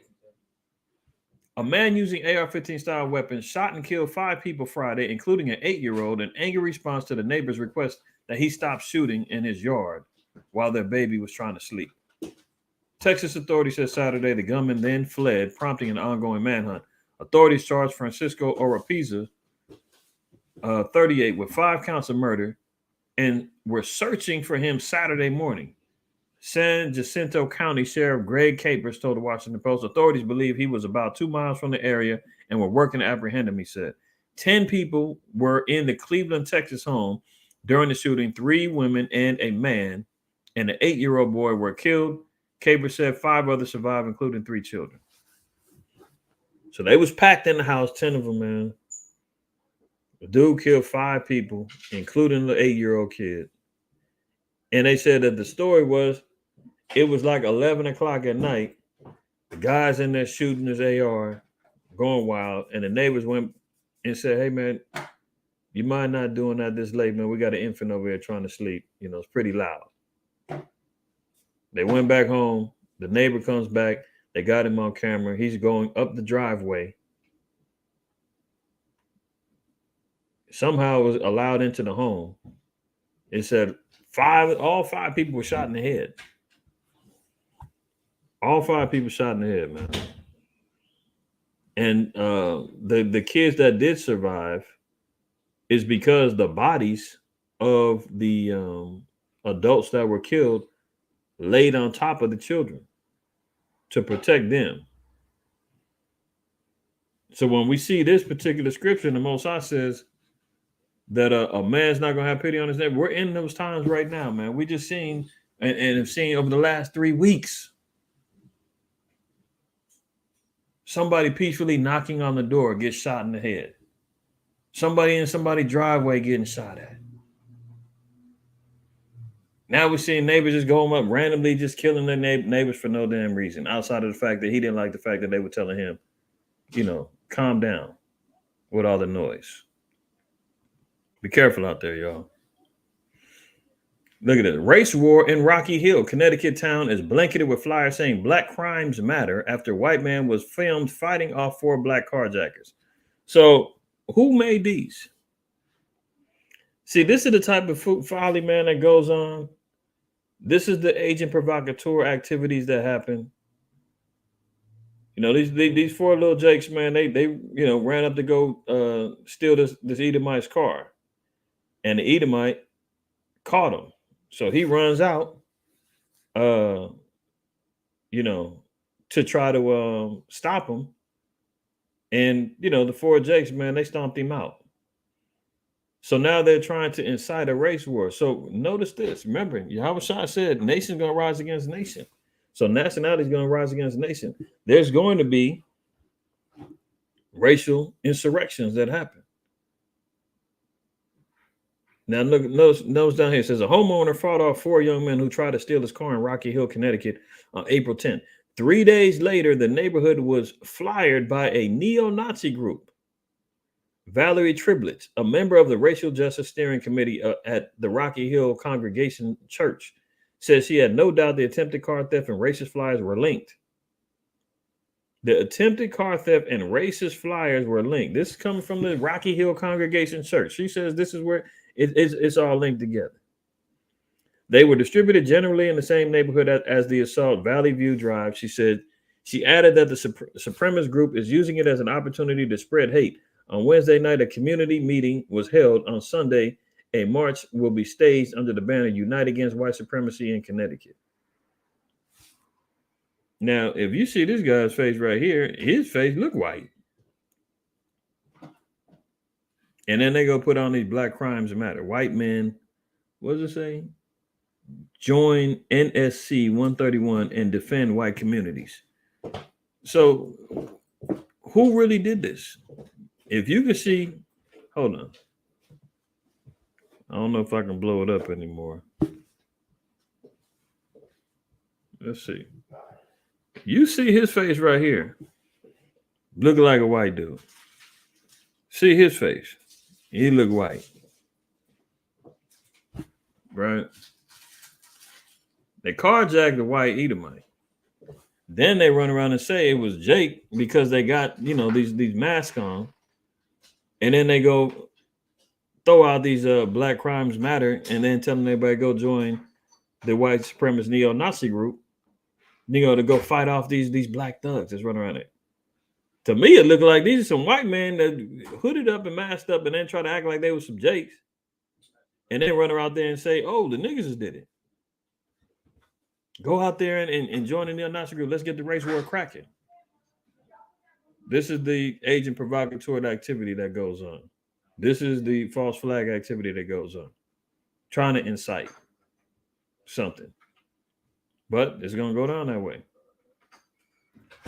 Hundreds of drag performers march on Capitol to protest anti-transgender legislation. I mean, par for the course. Y'all seen from Thursday's lesson. They're out here going crazy. Tallahassee, resplendent in marching scarlet t-shirts and mauve chartreuse. I can't even read this crap, man. Wearing wigs and platform heels and outrageous makeup. Can we put a highlight on that? Outrageous makeup. I mean, that should be a slap in the face for all the women out there. See, that's their impression of what it is to be a woman. They wear, and you know what's so crazy though? As you see nowadays, man, especially with the lashes and stuff, the crazy eyelashes was all from the drag queens, and now you see sisters wearing it. I seen a sister with some wild eyelashes, man. They had to been damn near an inch long, and she's batting her eyes like, you know, if y'all remember, remember this? Remember Snuffleupagus? I mean, there you go. This is what the drag queens is looking like right now. Look at the eyebrows. I mean, look at the eyelashes. And you got some sisters running around here looking like this right now. The eyelashes, the heavy you know, lipsticks on and all that. This is the Snuffleupagus from Sesame Street. And that's what's going on right now. That's why I said the outrageous makeup. Now you look at some drag queen.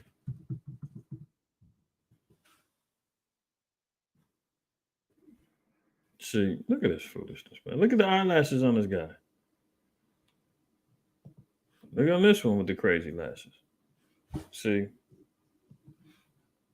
But then the scriptures say, man,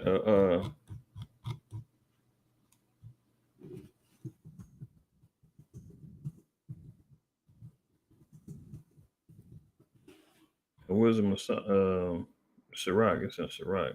I think it's in 25, but I'm just trying to get right to the. Yeah, there you go. 25. See, look at this. Sirach 25:17. 25:17.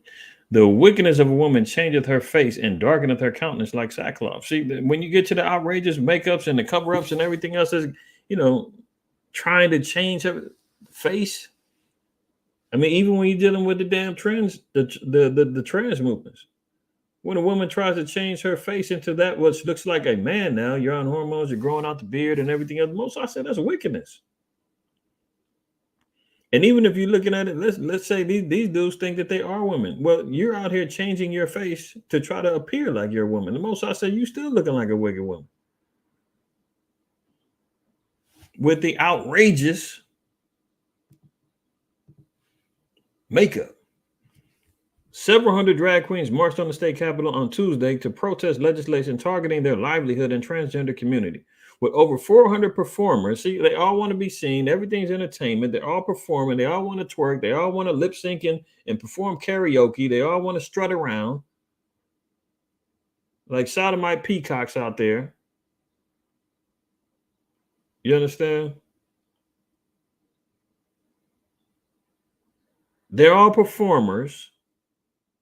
Their families, friends, and children from all around the state. It was billed as the largest drag queen march in Florida. It tells us drag queens are fierce, fabulous, and furious. The three F's. They forgot a couple other ones that we could add, but you know, we'll leave that alone. And they are fighting back. See, that's what it's about.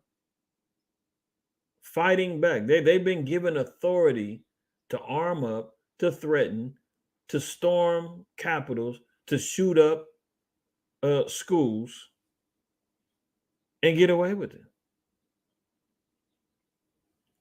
See, they're fighting back, said former Orlando State Rep. Carlos Guillermo Smith, now a Democratic candidate for a state Senate. The show must go on.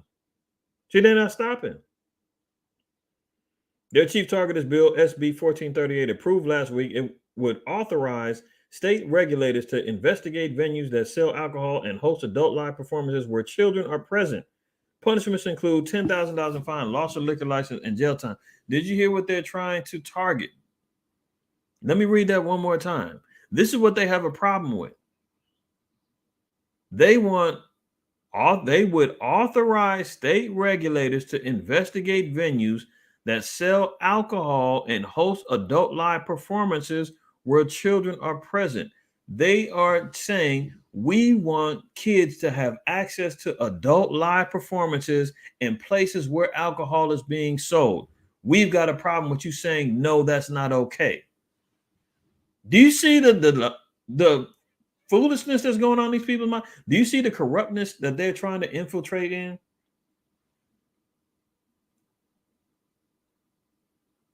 They're protesting this bill and said that it's anti-transgender. That the law says we need to regulate venues that sell alcohol and have adult live performances where children are allowed. We're not with that. That's not okay. Leave it as adult only. And they're saying, no, let the kids in. Can you imagine? And they're out here 400 deep, plus families and friends, protesting and shaking and twerking with outrageous wigs and t-shirts and makeup and everything else, saying we're fighting back because you won't let us have access to your kids.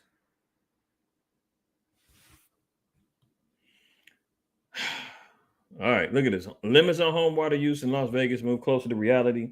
The drought is still going on in Las Vegas, Colorado.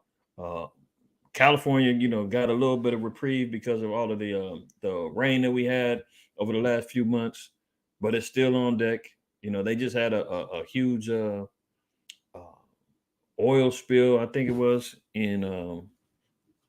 I meant to put that one in here, but I forgot.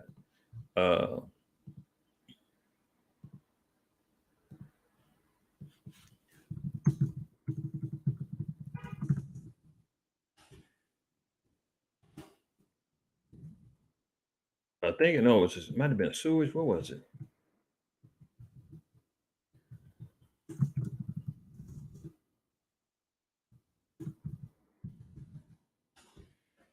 It was at the beach.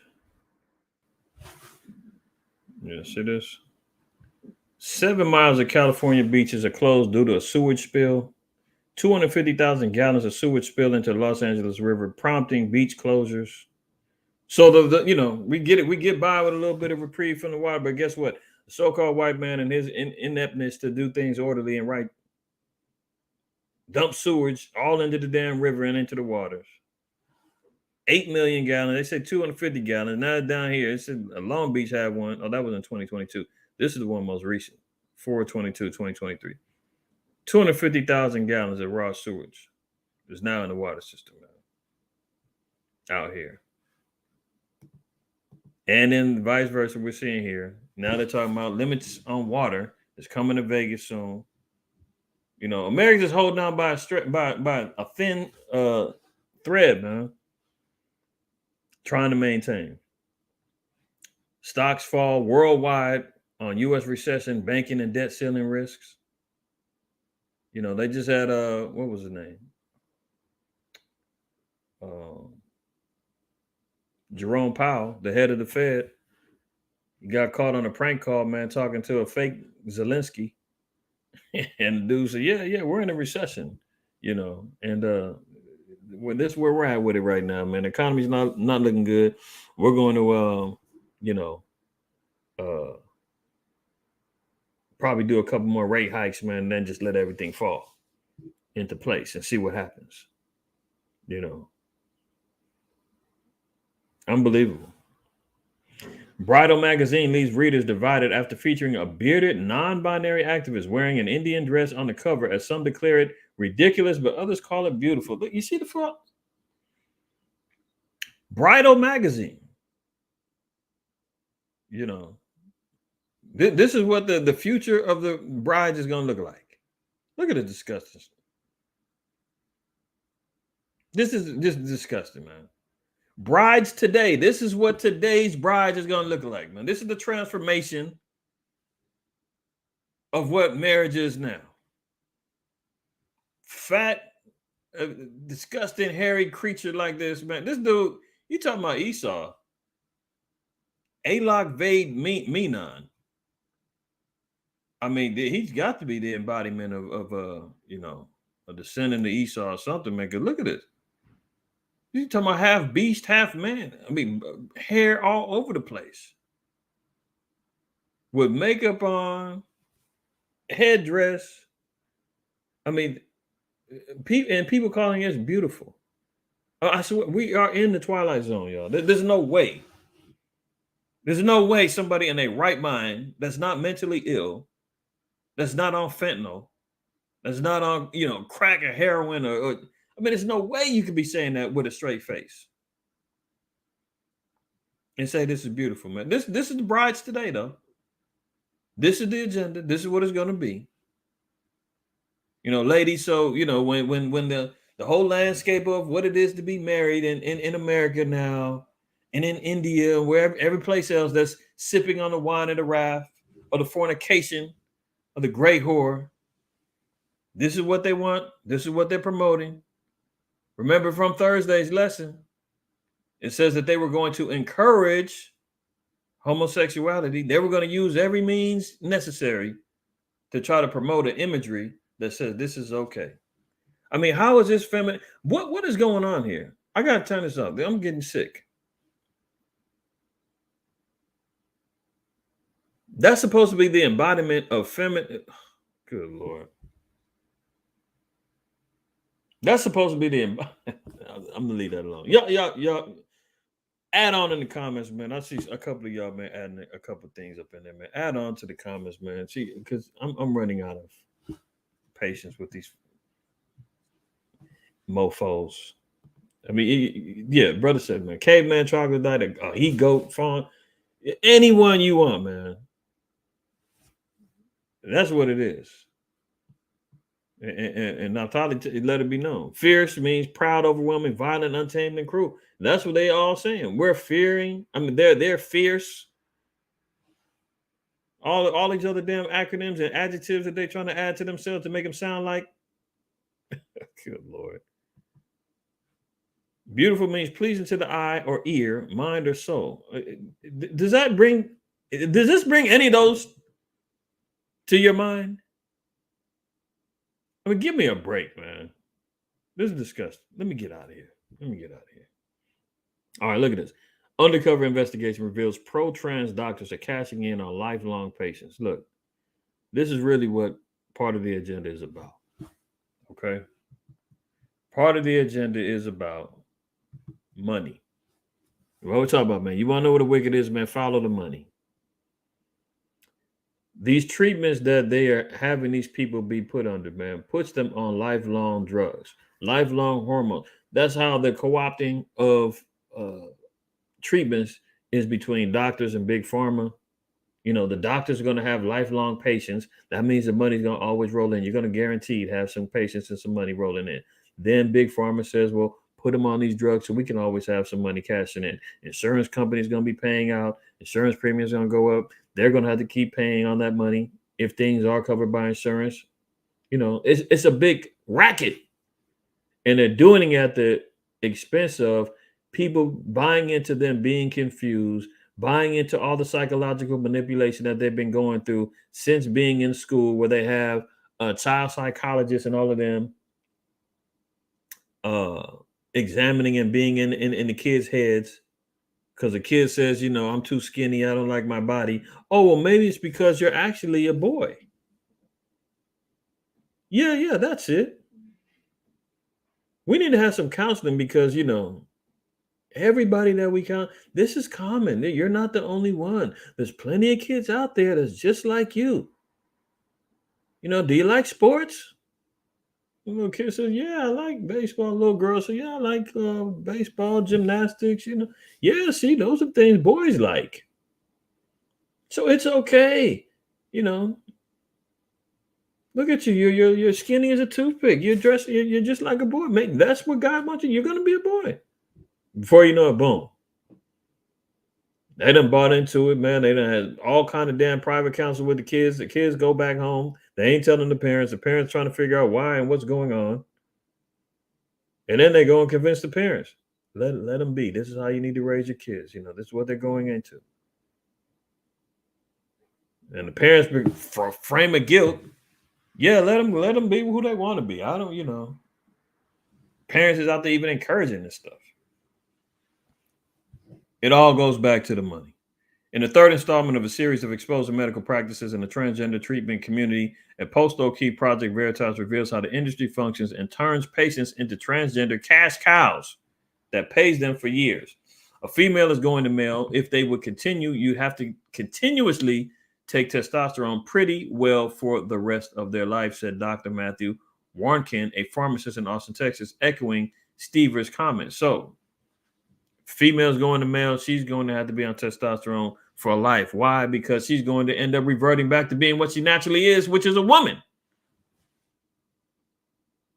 See how the glory of the Most High is, man, the creation, man. The Most High said you can take these hormone blockers and all that, but if you take it off, man, I mean, you going back to what you was created as. And that's why Esau says in defiance, well, who is God that we should serve him? We're gods. We're going to go ahead and tell you, keep taking these drugs, man, so we can make sure that you stay being our creation, not what you were created as. See, that's why Romans even said, whoever worshipped the creature more than the creator. It says another doctor featured in the segment, Matthew Pappas out of New York, thinks there's a connection between autism and people who want to change genders. It was a person on the spectrum as well as 21 years old at the time. He was coming here for mental health. Notice that it's always a mental health issue. That's what I'm saying. All these people, man, is running around here talking about what we just looked at brides today, saying that's beautiful. These are mentally ill people, man. That's all. They got spirits and demons on them, man, that's got their whole minds twisted. It says he came down here and he just sat down, and I'm like, what are you here for? And he's like, oh, I saw you do transgender. I said, yeah. He's like, well, I think I need to get my penis cut off. He said, I was like, you know, transitioning is not easy. It doesn't happen like this. You have to inject yourself with hormones. You have to take pills. You have to do blood work. You know, it takes, if he makes it, then let's do it. And he's getting his vagina next week in 1 year. I mean, this is the type of, see how easy that was? Dude's going in there for mental health issues, man. He ain't right in the mind. And now his mind telling them, guess what? I hear you do transgenders over there. You doing transition surgeries over here. And they say, well, yeah, what's that about? Oh, I want to chop my rod off.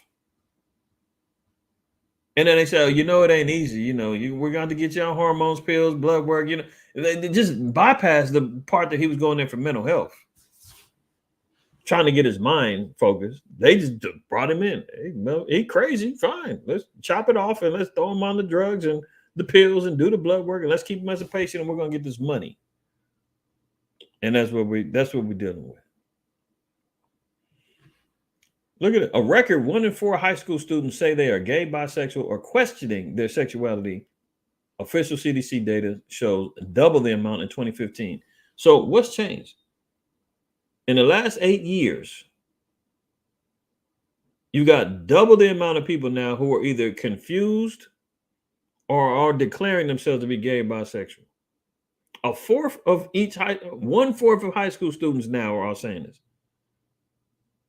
Go back to Thursday's lesson, the Jaffe memo, it all explains it. And the rest of the lesson. Why is there all of a sudden an increase? Nearly 25% of high school schoolers identify as something other than straight. 1/4 of 1 out of every 4 now all of a sudden are popping up confused and buying into this agenda. 1 out of every 4 now are going against nature. And then we wonder why this place got to go. These students are more likely to attempt suicide and be victims of abuse. So they throw that out there to say, well, don't do that. Would you rather them commit suicide or be abused? Let them do what they want to do. Let them transition. Let them do. So they add these other statistics out of nowhere and say, well, you know what? These 1 out of every 4, man, they're gonna start killing themselves and be abused unless you let them. Let us have control of them. It's unbelievable, man. Unbelievable. Look, Tyson Foods, they're gonna lay off 10% of its corporate workers and 15% of its leadership teams this week. That will see up to 600 jobs shed. So the layoffs are now flowing. Remember, it started off in the tech industry. Now it's trickling down into manufacturing. It's trickling down into the service industry. It's trickling down into the corporate worlds. See, by measure, everything is coming together. Everything is starting to collapse. So the layoffs are still going on. Tyson Foods now is the latest who's going to be laying off some of their people. Torrent of layoffs. Here's 16 large companies that have just announced mass terminations. We just read about Tyson's Food. Lyft, they're laying off over 1,000 employees. Deloitte, 1,200 jobs. The Gap, they're laying off 1,800 employees.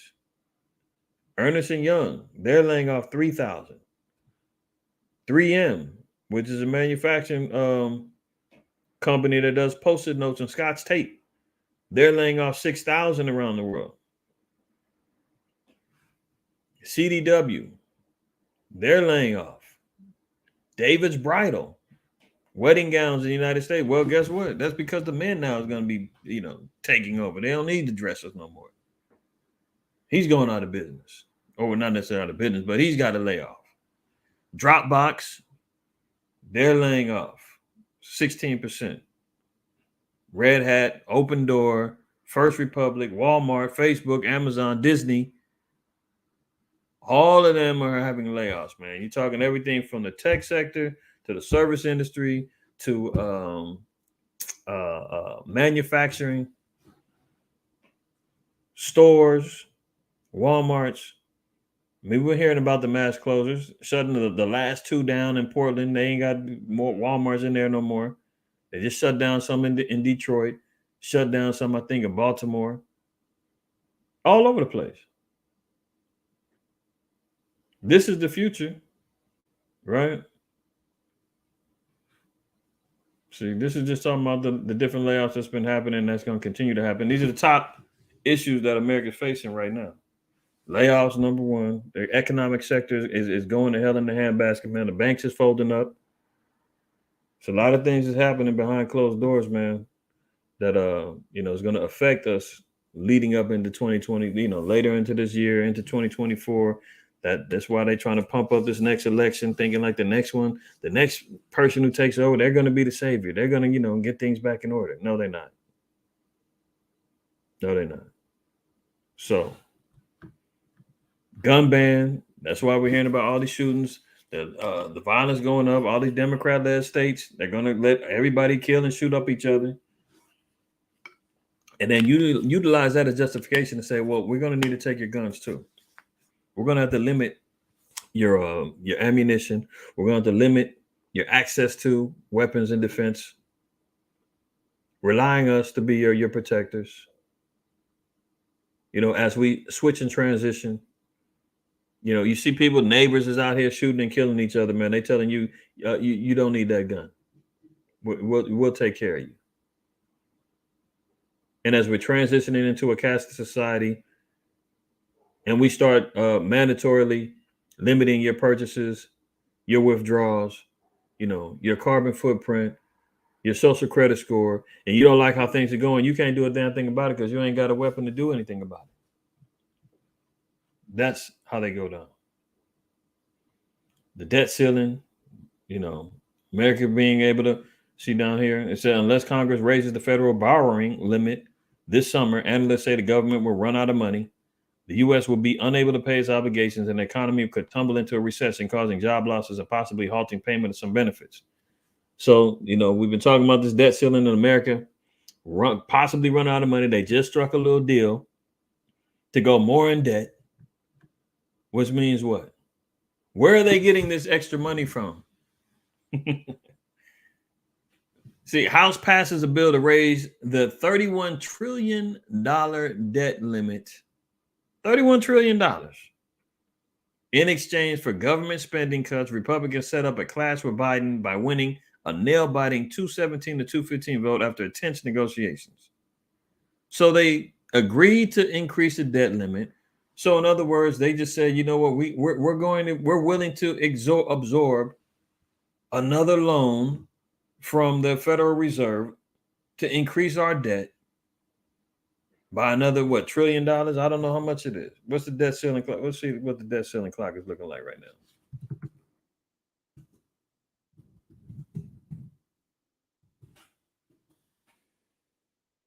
U.S. debt ceiling clock. Where is it at? Oh, it's already at 31 trillion right now.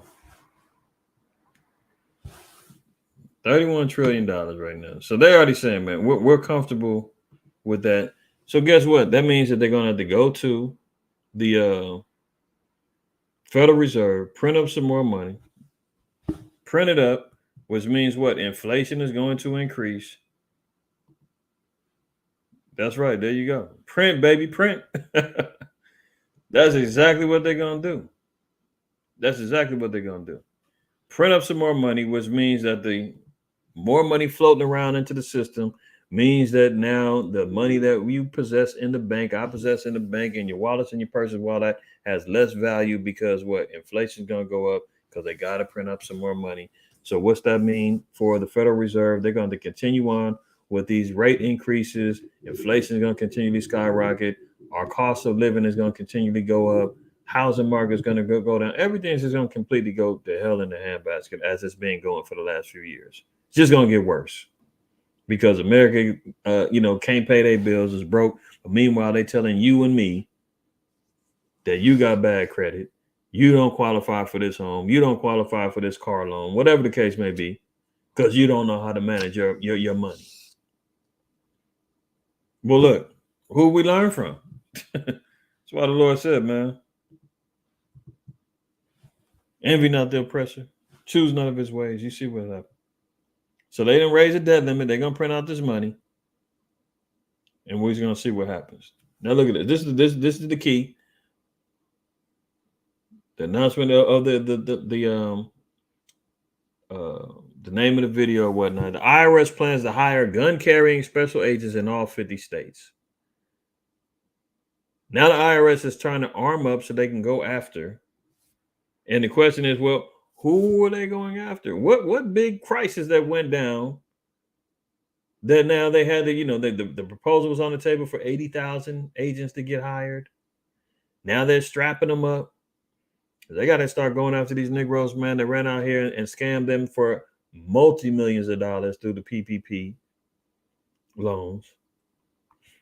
For those that are out here complaining about paying back bills that they ain't paying the IRS back, when they got to go arrest you, throw you in jail for tax fraud or for avoiding paying your taxes and all that, back taxes, child support, all that other stuff. Oh, we got to start arming our agents up when they start going door to door.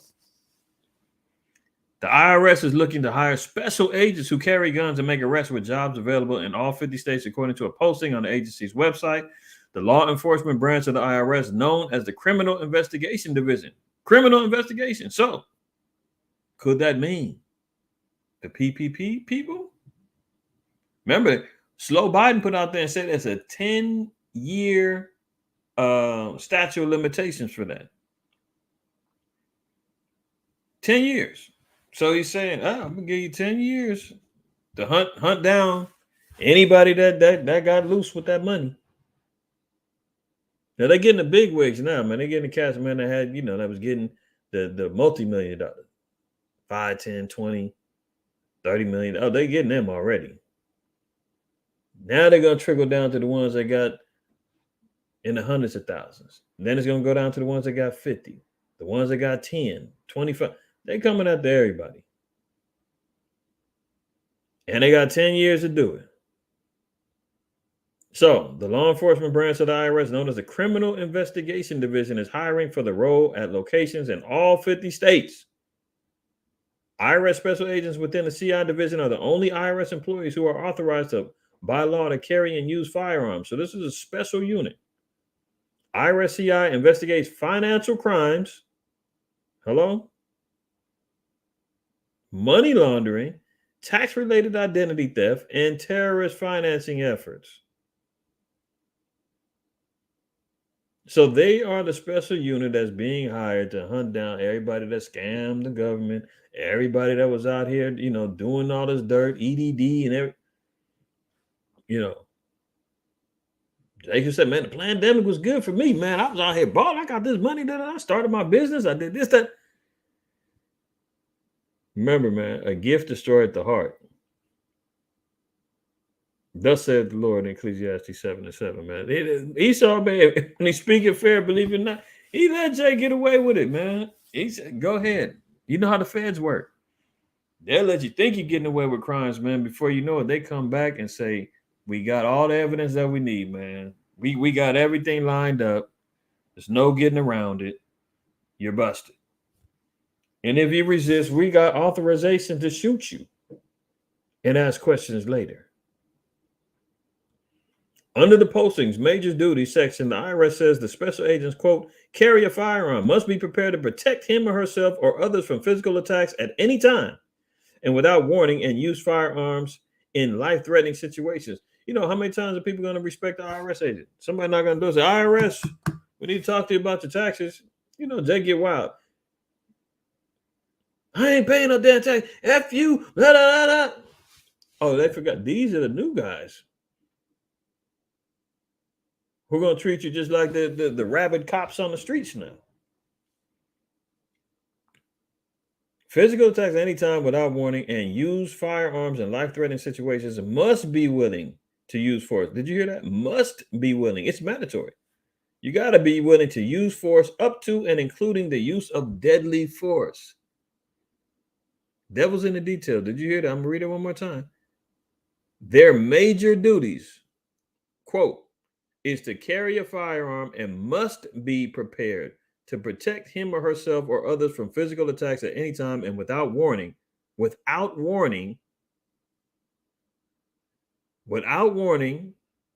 freeze, put your hands up, stop. No warning needs to be given. Physical attacks at any time without warning. So they're saying, well, if somebody comes and provokes an attack and they say, well, he didn't give me a warning, he was going to yell at me, he was going to attack me, then he was going to fight back. So they say they don't even need any warnings ahead of time and use their firearms in life-threatening situations, and they must be willing to use force up to and including the use of deadly force. And this is to come after anybody that committed a financial crime, money laundering, tax-related identity theft, or terrorist financing efforts. This is the new plan. This is what this was slow Biden is coming down the pipeline that you Negroes was praising him for when you voted him in and loving some slow Biden because he, gave you stimulus to death. And then said, here, get free PPP money. Everything's all good. Here he comes. See, this is part of this is from the jobs on the IRS government website. Y'all can look it up for yourself. The link is down here, right? So directly from their website. This is the advertisement. Look at it. A special agent, you will come. I'm going to just read a little bit. Criminal investigations, law enforcement branch of the IRS. Our mission is to serve the American public by investigating potential criminal violations of the Internal Revenue Code and related financial crimes in a manner that fosters confidence in the tax system and compliance with the law. As a special agent, you will combine your accounting skills with law enforcement skills to investigate financial crimes. Special agents are duly sworn law enforcement officers who are trained to, quote, follow the money. See what I'm saying? All that little free money, all them PPP. Oh, I got 25,000. I'm going back for another one. I'm getting it. They're going to follow the trails. No matter what the source, all income earned. No matter the source, all income earned, both legal and illegal, has the potential of becoming involved in crimes which fall within the investigative jurisdiction of the IRS criminal investigation. That's enough. So, I said it a long time ago. Slow Biden and his people, they're gonna come back for that money. And that's just one thing. PPP, that means all kind of scams going on, man. There's a lot of dudes is out there and females out there. Like I said, they got these life coaches out there. They got seminars running around. They got all kind of pyramid schemes jumping off. There was a lot of predatory nature that was going on during the pandemic, man. That people was preying on, people that had, the rent moratoriums. People wasn't paying their rent for 2-3 years. They just now released that. People now got to start paying back their paying on their mortgages in their homes. I think next month. A lot of them are going to be getting evicted. So people were stacking up money from not paying their rent and their mortgages. So they had money there. They was getting the PPP money. They were doing it all. And then you had these predatory wolves that's out there saying, man, people got money. So I'm gonna pose as this financial guru. I'm gonna teach you how to trade stocks. I'm gonna teach you how to, start your business. I'm gonna be your life coach. I'm gonna do all this. Just pay for my seminar. People's out there getting a scam, getting their money snatched up. There was all kind of pyramid schemes jumping off. So they knew, and then them people, they getting this money under the table. Are they reporting that money to the IRS, or people? Who knows? But Esau, trust me, knows, and they coming after everybody. Chinese retailers helped lift Meta's first quarter sales in a tough online advertising market.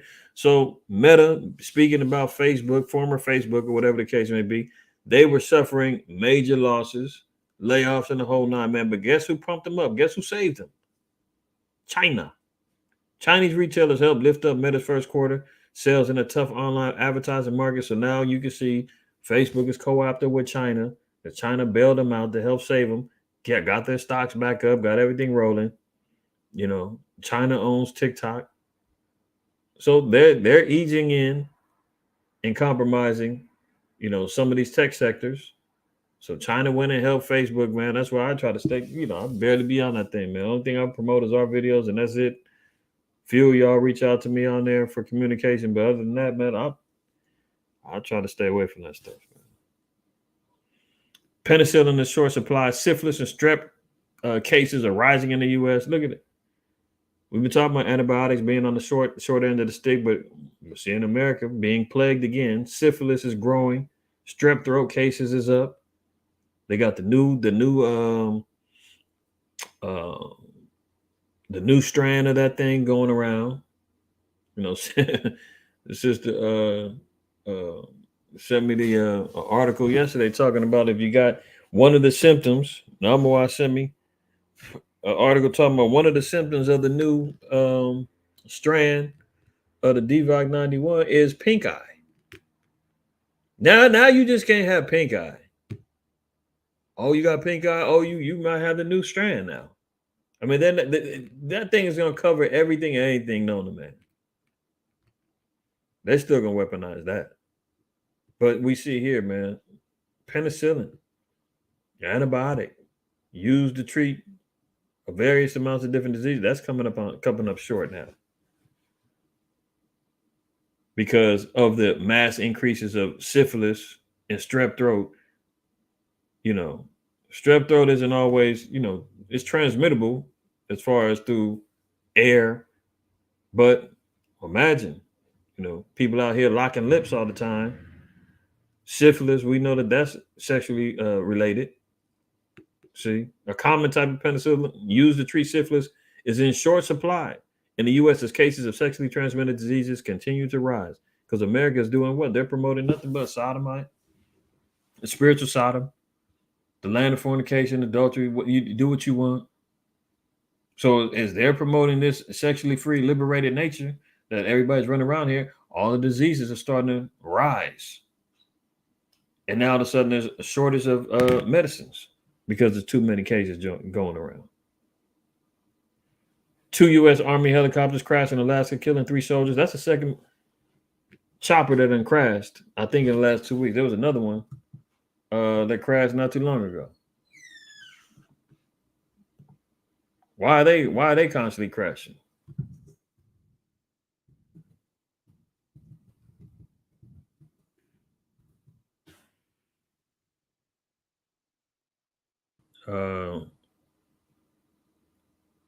See, U.S. Army grounds all aviation units for training after fatal helicopter crash.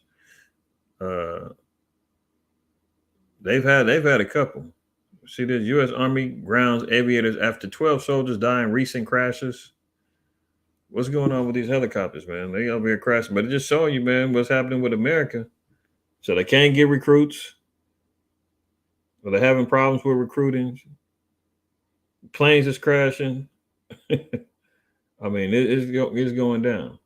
You know, that's how they said that SEAL Team 6, the ones that supposedly killed um, Bin Laden, they all died in the helicopter crash.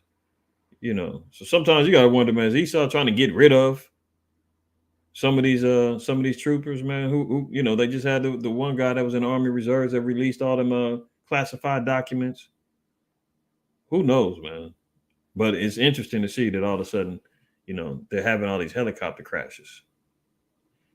Look, slow Biden, man. He's up to his old tricks again. Biden caught with crib notes detailing a reporter's question prior to calling on her during a press conference. I mean, this dude can't take no damn questions off the fly. Everything's got to be scripted. Everything's got to be prescribed for him. He needs to have his hand held. He got busted holding a damn cue card with the question prior to the being asked. You know, everything is set up and staged. They know what reporters they're going to call on. They know what questions they're going to ask. The scripted answers are already prepared. I mean, when are people going to wake up? When are people going to look and say, this is bogus? I mean, what's really going on? You talk about a puppet, man. He's showing you the script. Slow Biden at it again as he announced he's going to be running for president in 2024. What a joke. The dude's going to be down there 80 years old, man. He's still thinking he got it. Somebody had told him wrong. But he said 2024, he's running again. Unbelievable. Powerful quake hits off of Fiji and Tonga. 6.0 and 6.6. The quakes are still going. Earth's still rocking and rolling. So are the prophecies. So are the judgments of the Lord. So as we see the deliverance of the Most High coming closer and closer for the children of Israel, man. All praises, man. Shaq, you tell me. You tell me, man. I mean, he said he was mentally ill. Obviously, there's a plague of mentally ill people, man, going on. Unreal. Subsequently, 22. Tell me about it. Pastors aren't against it because they get lifetime payments. Also, they need someone in that choir. Somebody got to sing them high notes, huh? Good Lord, man. We are in trouble. This place is done data. Done data. Smiley Judah Charlotte and said, Shabbat Shalom, Mike. He said, wow, these people seem that they can't get any worse, but they always seem to do. Yeah, you know, truth is stranger than fiction, man. Just when you think you've seen it all, there's always something that doubles down, man, and challenges the reality that we in, man. Unbelievable. J. August, man, Shabbat Shalom to you, my brother. Appreciate you, bro. Yeah, you know, so you got it. You heard it. DSTN 204. All praise, honor, and glory to the Most High, IQAhmath, man. Y'all be well, man. I'm going to go ahead and close out. We got closing Sabbath class coming up 4 o'clock. Messengers of the Covenant, man. Tune in if y'all, you know, have time. If not, catch it on the rebound, man. But we got to stay locked in, man. We got to continually support one another, man. If you have not wiped your feet, man, and hit the like button and shown some honor and some respect and some dignity in your life, man, and to your brethren, please do so. Hit the like button, man. Wipe your feet on your way out. If you didn't, on your way in. All right. Other than that, man, Lord willing, be back in a couple of hours, man, to see y'all again, to delve more into the word of the Lord, man, and help feed the sheep. All praise on the glory to the Most High, man. Remember, fear the Most High, keep the commandments, and don't shoot your messenger, man. I'm out of here. See y'all soon. Shabbat shalom.